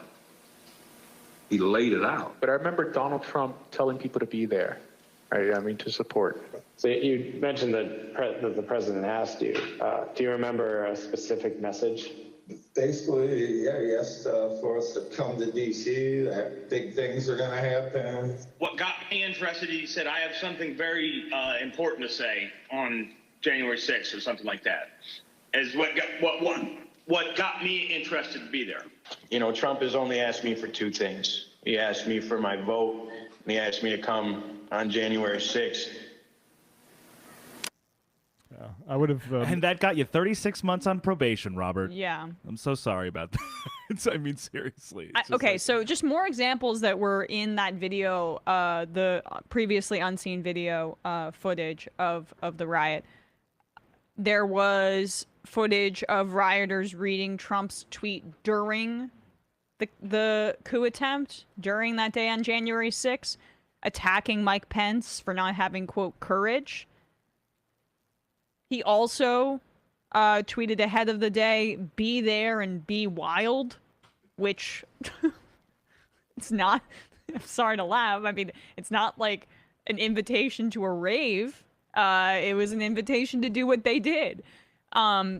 He, in his speech on the day, they played the footage of him saying, if Mike doesn't do this, I'm going to be very disappointed in him. Like he's chastising a kid that took too many cookies out of the jar. And then he also had at the Ellipse rally, they had, you had Mo Brooks being like, we got to basically crack skulls and like take names type of rhetoric. And also Giuliani being like, this is trial by combat. Trial by combat. Basically. Yeah. Like, What all does of that this mean? stuff, even if it wasn't true, even if Trump wasn't as explicit, it doesn't really matter. Trial But by fencing, with the right protective exactly. gear. The openers literally were like, we got to go in there and commit acts of violence. And like, sorry. what Trump continues to say on Truth Social or whatever the fuck that's called is What he continues to truth. the so-called rush on the Capitol was not caused by me. It was caused by a rigged and stolen election. So he's just saying like I was just a messenger. Yeah. And so like and still like and that's Trump has not remotely. Like there was one story where it's like, did Trump accidentally admit Joe Biden won the election? But he has not fallen back from this lie at all. And it is. And initial reporting said that he was, accepted the results initially, but then he was like getting egged on by the Roger Stones, or he saw conspiracy theories and he just ran with it. But in the lead up to it, he said that I'm either going to win or it's going to be stolen from me. Yeah. Heads I win, tails you lose. And like the stand back and stand by comment, I said this earlier in the program, but they had a Proud Boys former member testify in last night who said that membership increased by it tripled. So how much more evidence do we need? And like, that compilation of people who are on probation because of this or in jail or whatever is telling. And it's incumbent upon us, even though they have vile beliefs and, they aren't like the poor, like us, downtrodden working class that, in terms of the studies that they were described to be by certain right-wing influencers. It doesn't mean that they should be the number one focus of our ire. Maybe No. Proud Boys, maybe Oath Keepers. No, but I agree with what you're saying. And what I want to jump on that is saying, like, people like us who are willing to be definite about that this was a lie, that what motivated these people into this was a lie, are the ones who don't want more Ashley Babbitts. The people like Tim Pool or Glenn Greenwald who are willing to equivocate about this, or both sides, and say actually Democrats did that too, or to say maybe there, like Tim Pool, like maybe there were questions about the election that we aren't sorted out. Those people want more Ashley Babbitts. Yep. They want more of Ashley Babbitts to go and get themselves killed for Republican politics. 100%. I still remember that day. I was thinking about it when I was watching last night when we were wrapping up the show as that was happening. I wanted to get going. I remember thinking we really should stay on air, and Matt was like, "We got to go." Come on. Let's go to this final Cheney clip where she plays the other clips of like just being definite that this was a lie. And again, anybody who's not definite about that the Republicans were lying and Trump was lying about this election, they want more Ashley Babbitts. Miller was a senior Trump campaign spokesman. In this clip, Miller describes a call between the Trump campaign's internal data expert and President Trump a few days after the 2020 election. I was in the Oval Office, and at some point in the conversation, Matt Oskowski, who is the lead data person, was brought on, and I remember he delivered to the president pretty blunt terms that he was going to lose. And that was based, Mr. Miller, on Matt and the data team's assessment of the sort of county by county, state by state results as reported? Correct. Alex Cannon was one of President Trump's campaign lawyers. He previously worked for the Trump Organization. One of his responsibilities was to assess allegations of election fraud in November 2020. Here is one sample of his testimony discussing what he told White House Chief of Staff Mark Meadows. I remember a call with Mr. Meadows, where Mr. Meadows was asking me what I was finding and if I was finding anything. And I remember sharing with him that we weren't finding anything that would be sufficient to change the results in any of the key states. When was that conversation? Probably in November, mid to late November. I think it was before my child was born. And what was Mr. Meadows' reaction to that information? I believe the words he used were, "So there's no there there." There's no there there. Of course there wasn't, you morons. Jason Miller with an absolutely taut mask. Oh for yeah. The testimony. Oh yeah. It was right and pandemic. They knew. Everyone around him who wasn't completely cynically lying for, or everyone around him who isn't like a Roger Stone type, who doesn't really believe in truth or lies, but sees things as opportunities, which, by the way, we mentioned the 2000 election a few times during the show. Roger Stone also instrumental in galvanizing, and he used the phrase at that time, "stop the steal," right-wing protests against the recount in Florida in 2000, and he was helpful in stealing that election for George W. Bush, by the way. Yeah, I mean, the fact is, like, copy-paste. We do have two corporate capitalist parties in this country, and one of them is criminally anti-democracy. Yeah. And willing to go, frankly, extremely far in extremely obvious ways. And did you know who was writing for Salon about how the 2000 election was stolen, like 20? Is it someone who's come up on this program before? It's someone who we don't like on mainstream cable news. Ah. On CNN. Tapper? Jake Tapper. Oh, yeah. What? Jake Tapper wrote a book about how the 2000 election was stolen. Well, there you go. Yeah. I mean, it's interesting, though. There is a class of liberals at that time period, and frankly, it's a subject of familial discussions with me where I want to pull my own hair out, that it was more important to preserve norms and move on from the election, and they were fine with the Supreme Court decision that installed Bush as the president, because the country had to heal and get back to normal. It's like this concept of norms taking precedent over what the right candidate winning, or what's just, or what is real. And in this instance, in 2020, 20 years later, the difference is that what the Republicans were trying to do bumped up against norms, and we're going to shatter the institutions, as opposed to like the justification that liberals had when Bush got elected.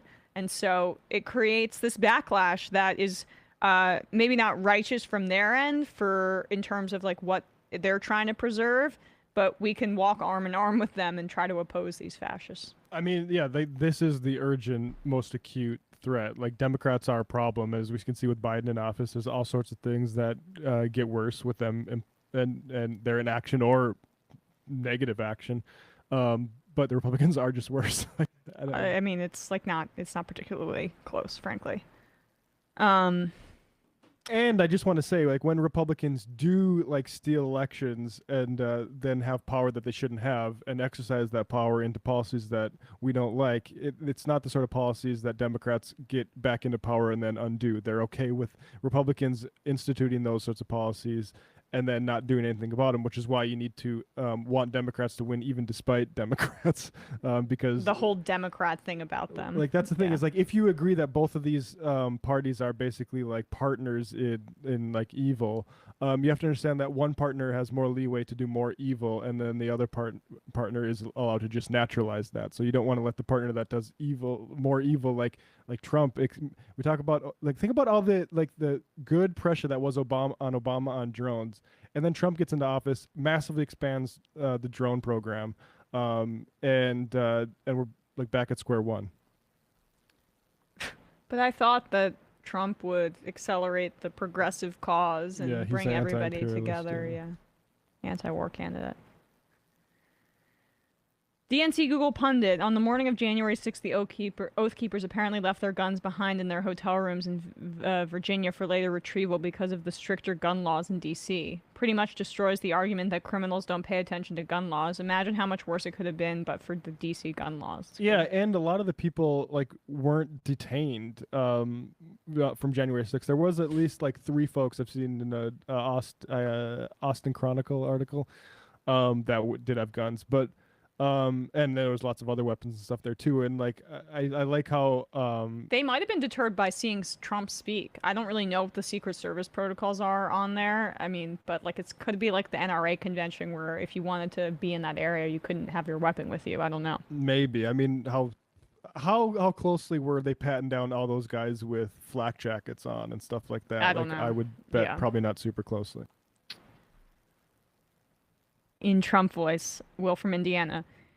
Ivanka Trump, whom I've never mentioned by full name in my opinion, did the bare minimum to like and protect loathsome William Barr. He sucks. It is just like Paws and Samuel Lincoln Seder or his other various names like Sam or Samantha. DNC Google pundit does not protect Emma, Matt, or Bradley from the mobs at their throats. Instead, he would rather watch the Celtics in the NBA Finals with Henry Kissinger on his days off, even though I admire Henry greatly. But now's the time, Sammy. Protect the workers. Left is best. Punch Drunk Pulpit. Emma, what is the toughest cultural adjustment when you emigrated from your home country of New Jersey and moved to the United States? Yes. The toughest cultural adjustment moving from New Jersey to New York? I don't know. No Taylor ham in New York. You can find it in 2 bagel stores. Yeah. Worst diners. Definitely worse diners. But I mean, I grew up half an hour from New York, so he's just messing with me. Same. Though. Yeah, Bradley and I grew up close to each other. That's true. Eddie Munster, we be steady mobbing. Talia from Tampa, must be nice to be somewhere with nice weather. Down here, it's currently 83 degrees with 85% humidity. Please rescue me from this swamp gulag. I'm so sorry. Screw Tampa. Evan Flo, technically speaking, Ashley Babbitt saved lives that day. She bravely YOLO'd her way directly towards a loaded weapon and demonstrated exactly what would happen if anyone tried to follow suit. What a hero. That it's a joke, but it's true. Yeah. Teacher Dan, true or false, Joe Biden and his establishment Democrat allies anxiously await voters electing many more establishment-approved Democrats so that the Democrat establishment can get to work passing legislation the Democrat establishment resists or actively opposes despite overwhelming voter support. I'm not sure I know what you mean, Teacher Dan. The Democratic establishment is bad. Emma's Cashews. Really enjoyed yesterday's interview, and I think you should have on Professor Chris Vials from UConn. He put together the U.S. Anti-Fascism Reader, and in his class we looked at the KKK publications, Charles Coughlin speeches, McCarthyite events, and tons more in comparison to World War II era fascist texts. It shocked me how little some of the rhetoric of the American far right changed in the past century, especially concerning immigration. Charles Coughlin is an interesting case, Christian fascist, anti-New Deal type, who was so pro-Nazi is my recollection that it was a big problem, and FDR, I think, in a based expression of state power or threat of state power, said that he doesn't want the major mass channels of radio and television and that sort of stuff to be used to spread hate, which I think is a good thing to do. I don't believe in free speech to the extent that you should just allow hate, but and so there was a threat sort of looming that the FCC was going to step in and do something about Coughlin. I remember this. And instead, the trade group, radio group itself, instead just got together and basically his reach dwindled because they saw it as a way to preserve their industry. And I think that is frankly a good model. It's a good mix. I think that's what a mix between a free system and a state system is, where you do have and that spiritedness that the folks who suppressed Coughlin had is not one that modern oligarchs have. So, of course, you have every new fucking social media platform that a venture capitalist wants to promote these days is all about how we actually barely moderate hate speech. Like that's the main selling point for them. Right. Kid tested Politburo approved. Can't believe David Feldman would install dial-up in Sumathy's apartment just to screw over MR. Big tent. Soft Cactus. Love the DSA interviews. Really gave a jolt of hopefulness and vision for the future after weeks of tough news. Paul from Syracuse. It's a little late, but I wanted to say I had a great time at the Big Live. When does the recording go up? Also, shout out to... Oh, nice. Also, shout out to whoever put up the pressure drop intro recording up on YouTube. I can't wait to rewatch the debate with the crazy right-winger again. Left is best. I didn't know someone did that. We'll be suing them for copyright.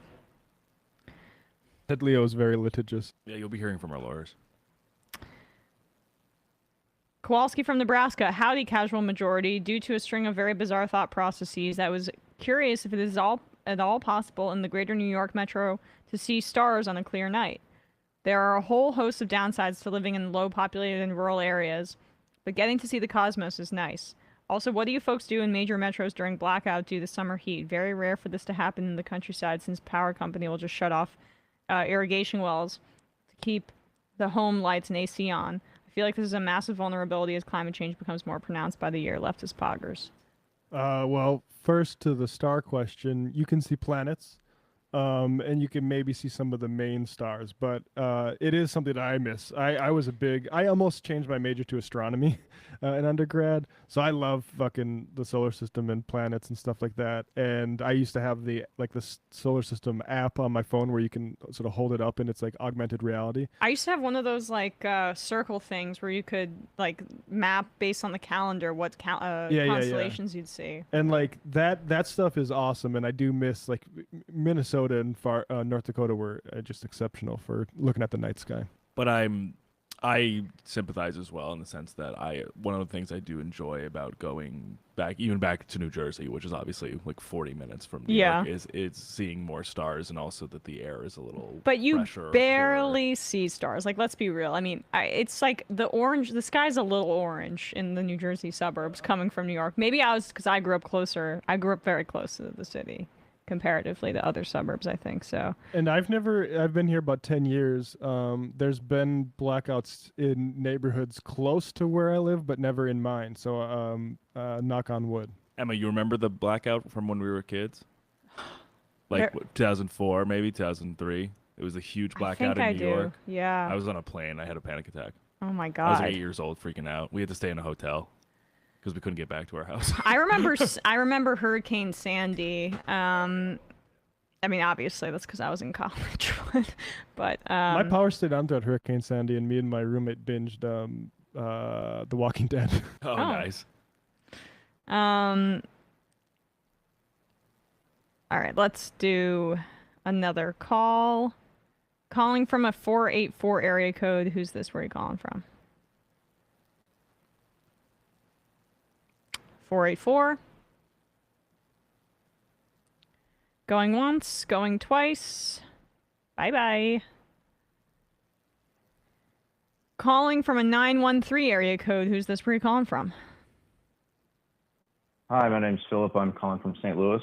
Philip from St. Louis. What's on your mind? I guess this one is just kind of with the trans issues and the puberty blockers. I guess maybe it's just a personal experience, but it kind of kind of analogous to the way the birth control debate was 10 years ago. Just from my own personal experience, I'm not a trans person, but I was put on puberty blockers when I was 12 years old because I was projected to be 5'2", and they put me on puberty blockers to help me grow to a towering 5'8". Very nice. But yes, basketball career still did not pan out, unfortunately. But anywho, I guess what I would be worried about is just like I said, kind of trying to bring it back to the birth control, how birth control, even though that's what it's classified as, has so many other uses. I guess I just would get worried about, especially because I'm also a healthcare worker, my other patients, who are that age getting access to these medications because they do have other uses.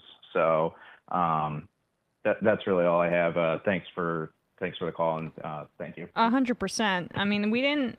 Thanks, Philip. We didn't even play this clip. I can't remember when I sent it, but there was a state representative from from a state that was saying how we need to start banning Plan B, and I know that's different from what you're talking about here, but in terms of the birth control point that you made, yeah, I went on hormonal birth control at age 14 because I had really bad ovarian cysts when I was going through puberty.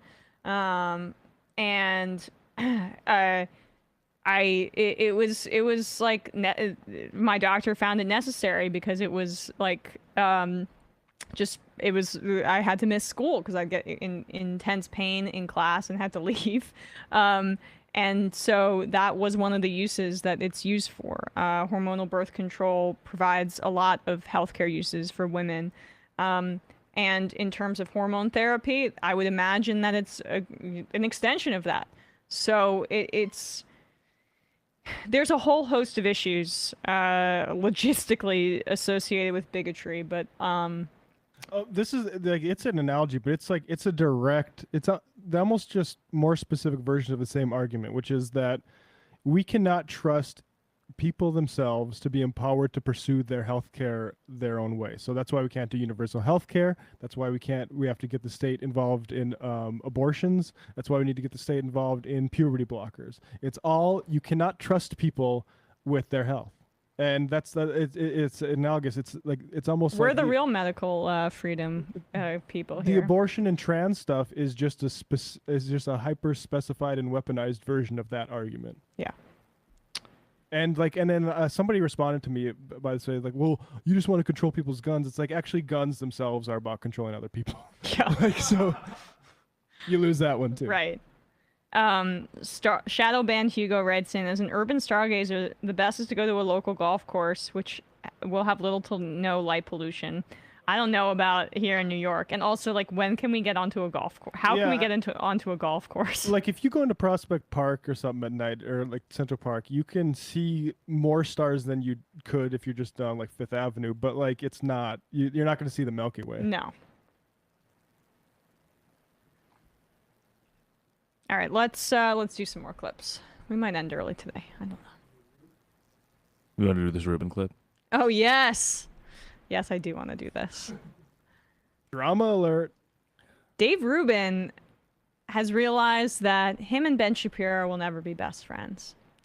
There's a cap on their friendship, not because of, logistical reasons or maybe just because like they don't connect on certain things, but it's because Ben Shapiro is bigoted towards Dave Rubin because he's gay. Yeah, and you can see how the amount of qualifications that Dave puts into here. Some people might call it extremely generous, some to a friend. Other people might call it spineless in the face of bigotry. Yeah. People might call it pathetic as a way to like suck up to the popular kid on the internet in your right-wing circles in order to not lose access to him. I don't know. Ben and I absolutely are friends. We have had dinner many times. We obviously are allies in a political sense, but he has a biblical view of marriage. Now, that does cap our friendship to a certain degree, right? Like it just does. Like there's a level of something there that we're never going to get to. That's okay. I don't feel I need to own the world. I don't think he feels he needs to own the world. As far as I know, he mostly takes the libertarian position of the government should just stay out of it and people should be able to enter whatever contracts they want. But there would be a cap on it there. Now, the difference would be, so I can be friends with someone in that regard. The difference would be if there was someone that was like actively, constantly campaigning to overturn gay marriage or to make sure that gay people didn't have equal rights or something like that. Well, then I probably would have a tough time being friends with them. It's interesting. Can you pull up what I sent you just there from GLAAD? Not always going to use GLAAD, but they aggregated some of Ben Shapiro's comments about gay people, which might be enlightening for his buddy, Dave Rubin. They're friends. They go to dinner together. I just want to be clear about that. I like that it's like when he says actively and constantly. So you have to both be. It's if you advocate that I have less rights once, Yeah. or twice, or maybe Or three, just three, like four once times. a week, right? I mean, it's Just don't do it constantly. Okay. Here we go. Here is just a bit of an archive of Ben Shapiro's anti-gay comments from GLAAD. Ben Shapiro argued homosexuality should remain in the DSM as a mental illness. I clicked on that. That was in like 2010. Targeted LGBTQ inclusive holiday movies, falsely claiming that some cable channels are for, quote, religious families, blah, blah, blah. In an interview said he thinks homosexual activity is a sin, is the quote, and equated sexual orientation with his desire to sleep with many women. It says something about Ben Shapiro. Said in the speech, a man and a woman do a better job of raising a child than two men or two women. Said, this is not a country that discriminates against homosexuals. All right, well, you know, there is a vastly minute amount of discrimination against gays in the country. But if he's not openly discriminating against Dave, according to Dave's standards, like what we're good with that, but that's just an example of some of the things that he said in the past. What would that what would discrimination against him and constant calls for removal of Dave's rights constitute for Dave? Because my sense is that he would move the bar around. Well, it's a little bit. Yeah, I mean, the thing is like, okay, maybe he's not saying sort of explicitly that we want to remove the rights of gay people, but every time that, like, say Obama's doing something for gay rights, has a huge problem with it. So I guess maybe that doesn't qualify as actively constantly campaigning against it. But Dave would end his friendship with Ben if Ben were the president of the United States, and called for a ban on gay marriage. He has a line somewhere.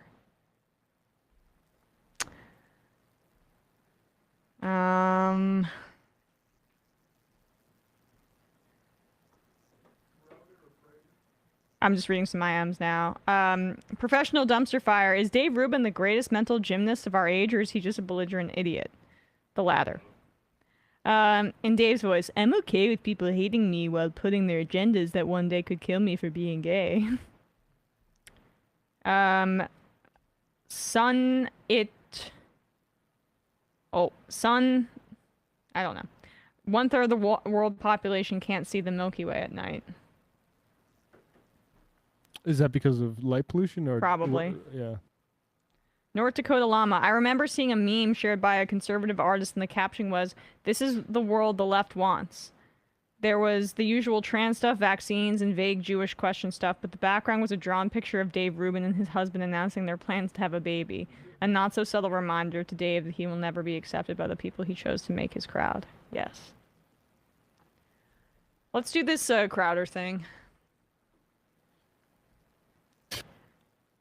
Here's Steven Crowder responding to Dwayne Wade, who has accepted his trans child, his trans daughter for who she is, which is very offensive to Steven Crowder, who's triggered maybe by a father not accepting somebody for who they are. I'm just guessing. But he makes a comment here. Oh, he makes a comment here that I think we need to make note of. Right-wingers are trying to use the Uvalde massacre at Robb Elementary as a way to undercut public schools as an institution, and Crowder has been aggressive on this. Here he is shoehorning that into this conversation. Saying that schools are no longer safe. I mean, well, I guess if you count the girls' bathrooms. So this is one of those things they want to. That's the son. Is it? Well, I don't know if it's a girl dressed up as a boy. The point is this. It's his daughter. She doesn't even agree with him in that clip. Do you notice that? He's like, school is the safest place. She's like, I was waiting to 3 every day. And that implies that she wanted to leave school, and he just continues as like, yeah, I'm just going to continue like you agreeing with my point.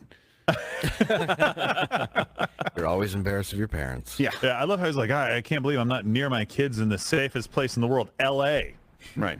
I'm just wondering, what school did he go to? Yeah, like I thought you were, a little more I thought a little more rough and tumble than that. No, I don't think he's not. He's a any- basketball player. Ah, yeah. yes. Yeah. Well, any school wasn't that safe for any reasons. No, they're not that safe. And by the way, you shouldn't. What he is also conveying there is, school is it's de facto parenting. Yeah. Look, you would like to think so, but it's not even necessarily the police's job to keep you safe. You understand that, right? We've seen that. We've seen more stories come on. It's not the schools. It's not the police's job to keep you safe. So what is their job? Well, that's the thing is the like crack protesters' skulls. Yeah. In this country, the people like Steven have basically gotten their way, and that police are mainly to protect property and property owners. Agents of fascism. All right, check. But now the school's point is interesting. Right? We've seen that. We've seen more stories come on. It's not the school's job to guarantee the safety of your child. We'd like to think that they do. It's your job as a parent. Aspirational. And that's why it's more important to give this. Your job as a parent. I wonder what the fuck happened at Uvalde when parents get there for driving from 40 minutes away to try to come save their kids, and the cops were kept out of there. Yeah. Oh, no, it's the parents' fault for sending their kids to school. You can't guarantee anything. Our institutions can really do very little. And so public school, I don't know, maybe it shouldn't exist if it's not there to provide for kids' safety, if it's not guaranteed to keep their kids safe. I mean, like, that is what the natural progression of this is. But I want to say, like, Crowder also posting that picture of Dwayne Wade's trans daughter and then doing that little, like, thing about it. Saying that the school... Black Sentinel. Yeah. Yeah, I'm thinking of when that union guy punched him in the face. Just thinking about it. Think that they do. It's your job as a parent. And that's why it's more important to give this authority back to parents. What does the left want to do? The left is against charter schools. The left doesn't believe in school choice, school vouchers. The left has a Again, okay, charter schools, just ridiculous, because that actually takes power away from the parents because it puts it into private individuals' hands. You have way less authority, you have way less recourse to a charter school than you do public school anyway. war against homeschooling. Yeah, be difficult to find an argument, a case to be made for homeschooling in 2022. And then we talk about common ground. I thought they spent the entire pandemic talking about how it was child abuse that we closed schools and we're doing at-home learning, but maybe I forgot that part. Also, homeschools kids can be abused at home. I'm watching who's the number one person that's most likely to abuse your child is a close family member. That is the most likely outcome. And I just clicked on a video from Crowder in 2021, why you should homeschool your kids. So just a reminder that this is a part of Crowder's project. And why you should have actually kids going to schools and learning about things like sex education is so they can stand up to the family members and say, like, actually, I was taught at school that that's unwanted touching.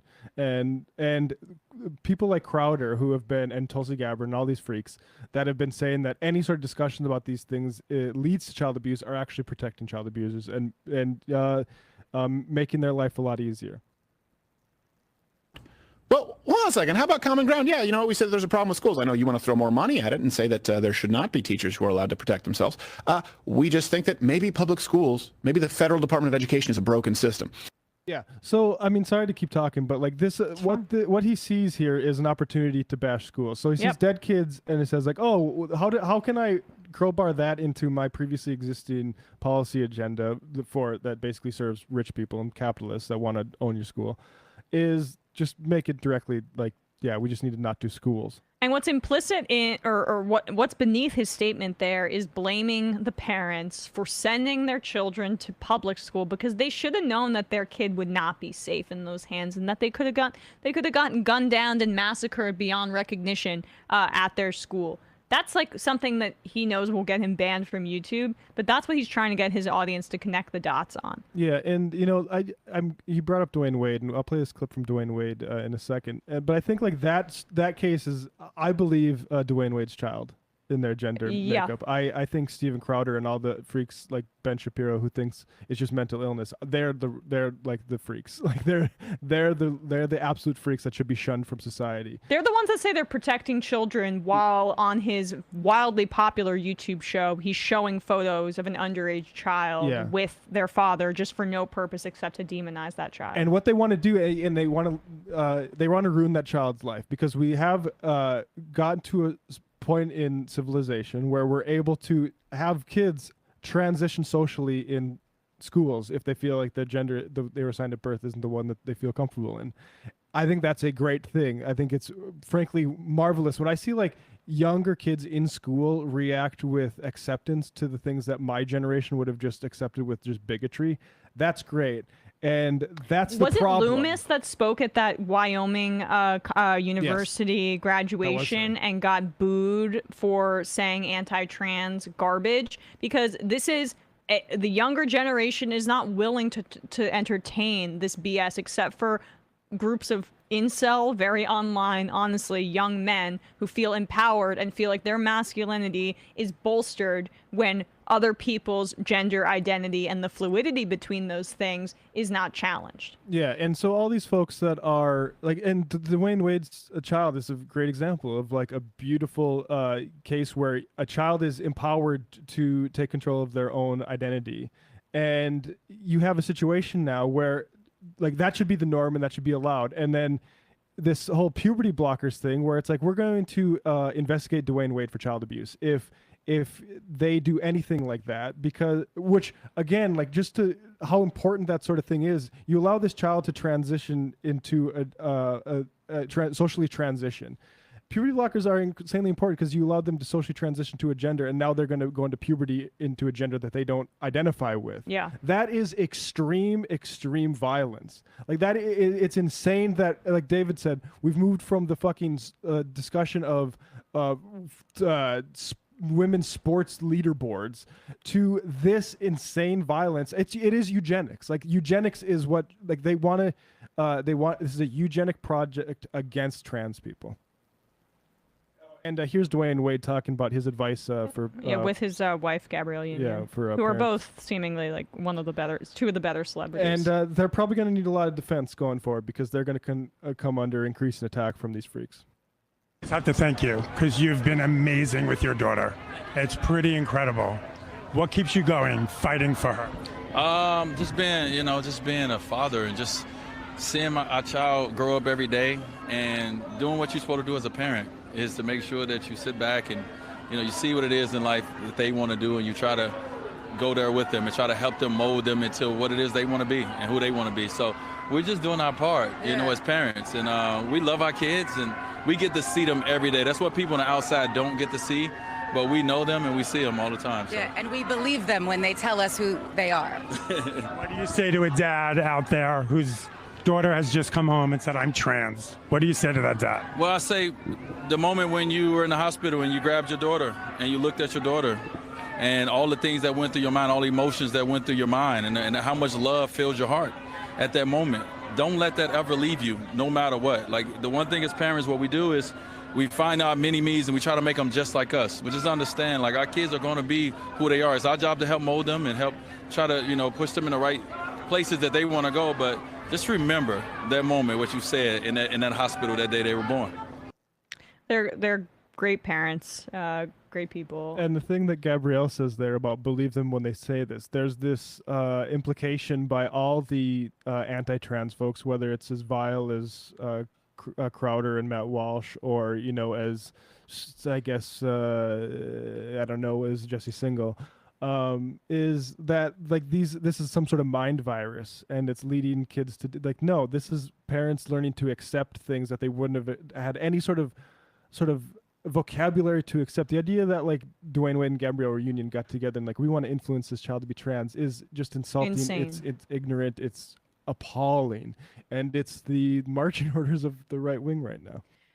And I just want to point out how Crowder was talking about how essentially he doesn't believe in public education as an institution. He thinks it's rotten from its core. That is a fundamental right-wing ideology. They want more funding for police because in that case, even though that's a clearly dysfunctional and overfunded organization in society, more funding is going to help them be even more functional, right? Let's pour more money into police. But with an underfunded education department, which has been the project of the right for decades and decades, when it starts to have cracks, that is evidence of now it's time to privatize. So for them, they're unable, you can't square that circle logically, frankly, but they still try to do it. And unfortunately, for public education because it's been embraced. Charter schools have been embraced by liberals in certain areas of this country. It's been one of the many stories of rhetorical success of the neoliberal project being embraced by the Democratic Party.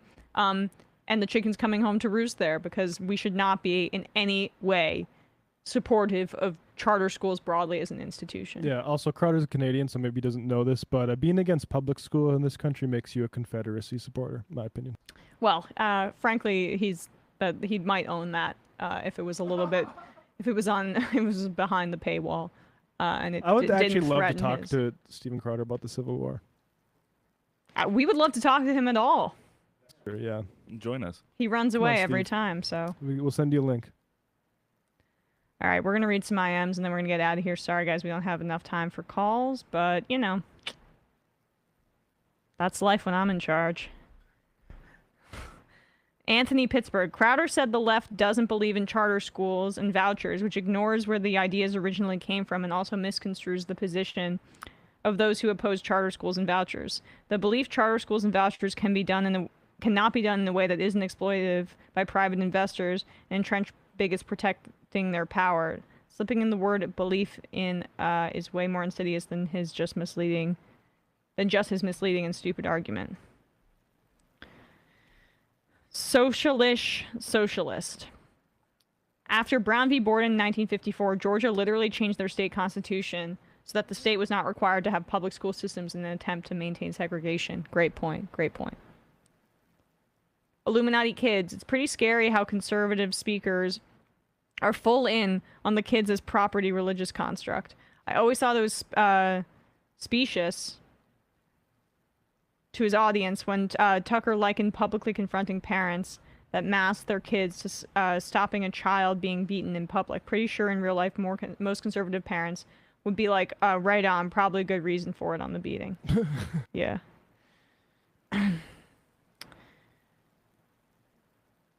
Soft Cactus. Dave is looking to have his social awkwardness version of the Red Wedding in Game of Thrones.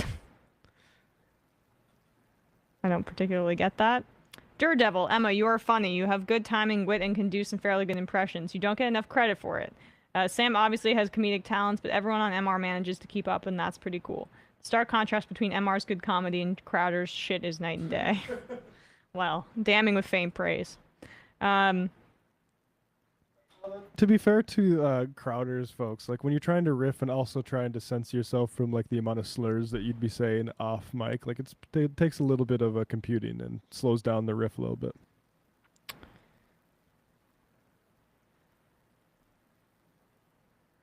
Can we acknowledge that it was wrong for... no, I'm not reading that. What? It was about Jamie. It was a commentary on last year on January 6th or two years ago, and like she's not here, so I'm not going to answer for a critique of that. Neutrino chirality is best. As a PA native, I feel like I should recommend that there's a national park called Cherry Springs in the middle of northern PA. They have strict codes about lights, and it's in the middle of a big state park with almost no one around. I think it's one of the darkest places in the U.S. because of this. If you ever want an awesome night view of the sky, I recommend it. Okay, awesome. Taze T. Kim. Finally got some pre-rolls from Sunset Lake, and I am very happy with the product. Glad y'all are sponsored by them. Left is Pog. And the final IM of the week. Illuminati kids. It's pretty scary how conservative speakers are full in on the kids are as property religious construct. Great point. I always thought it was oh, wait. Damn it, I read that already. I think I just didn't internalize it right. All right, one more.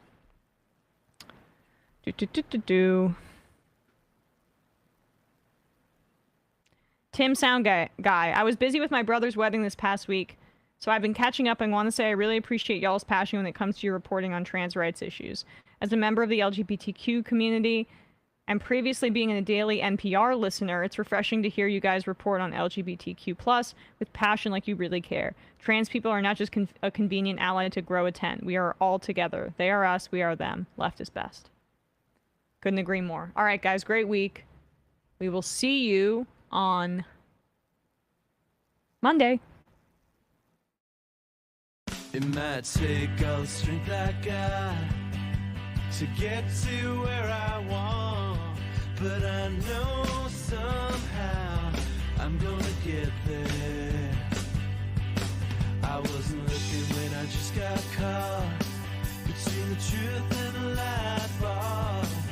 But finding out won't make me feel any better.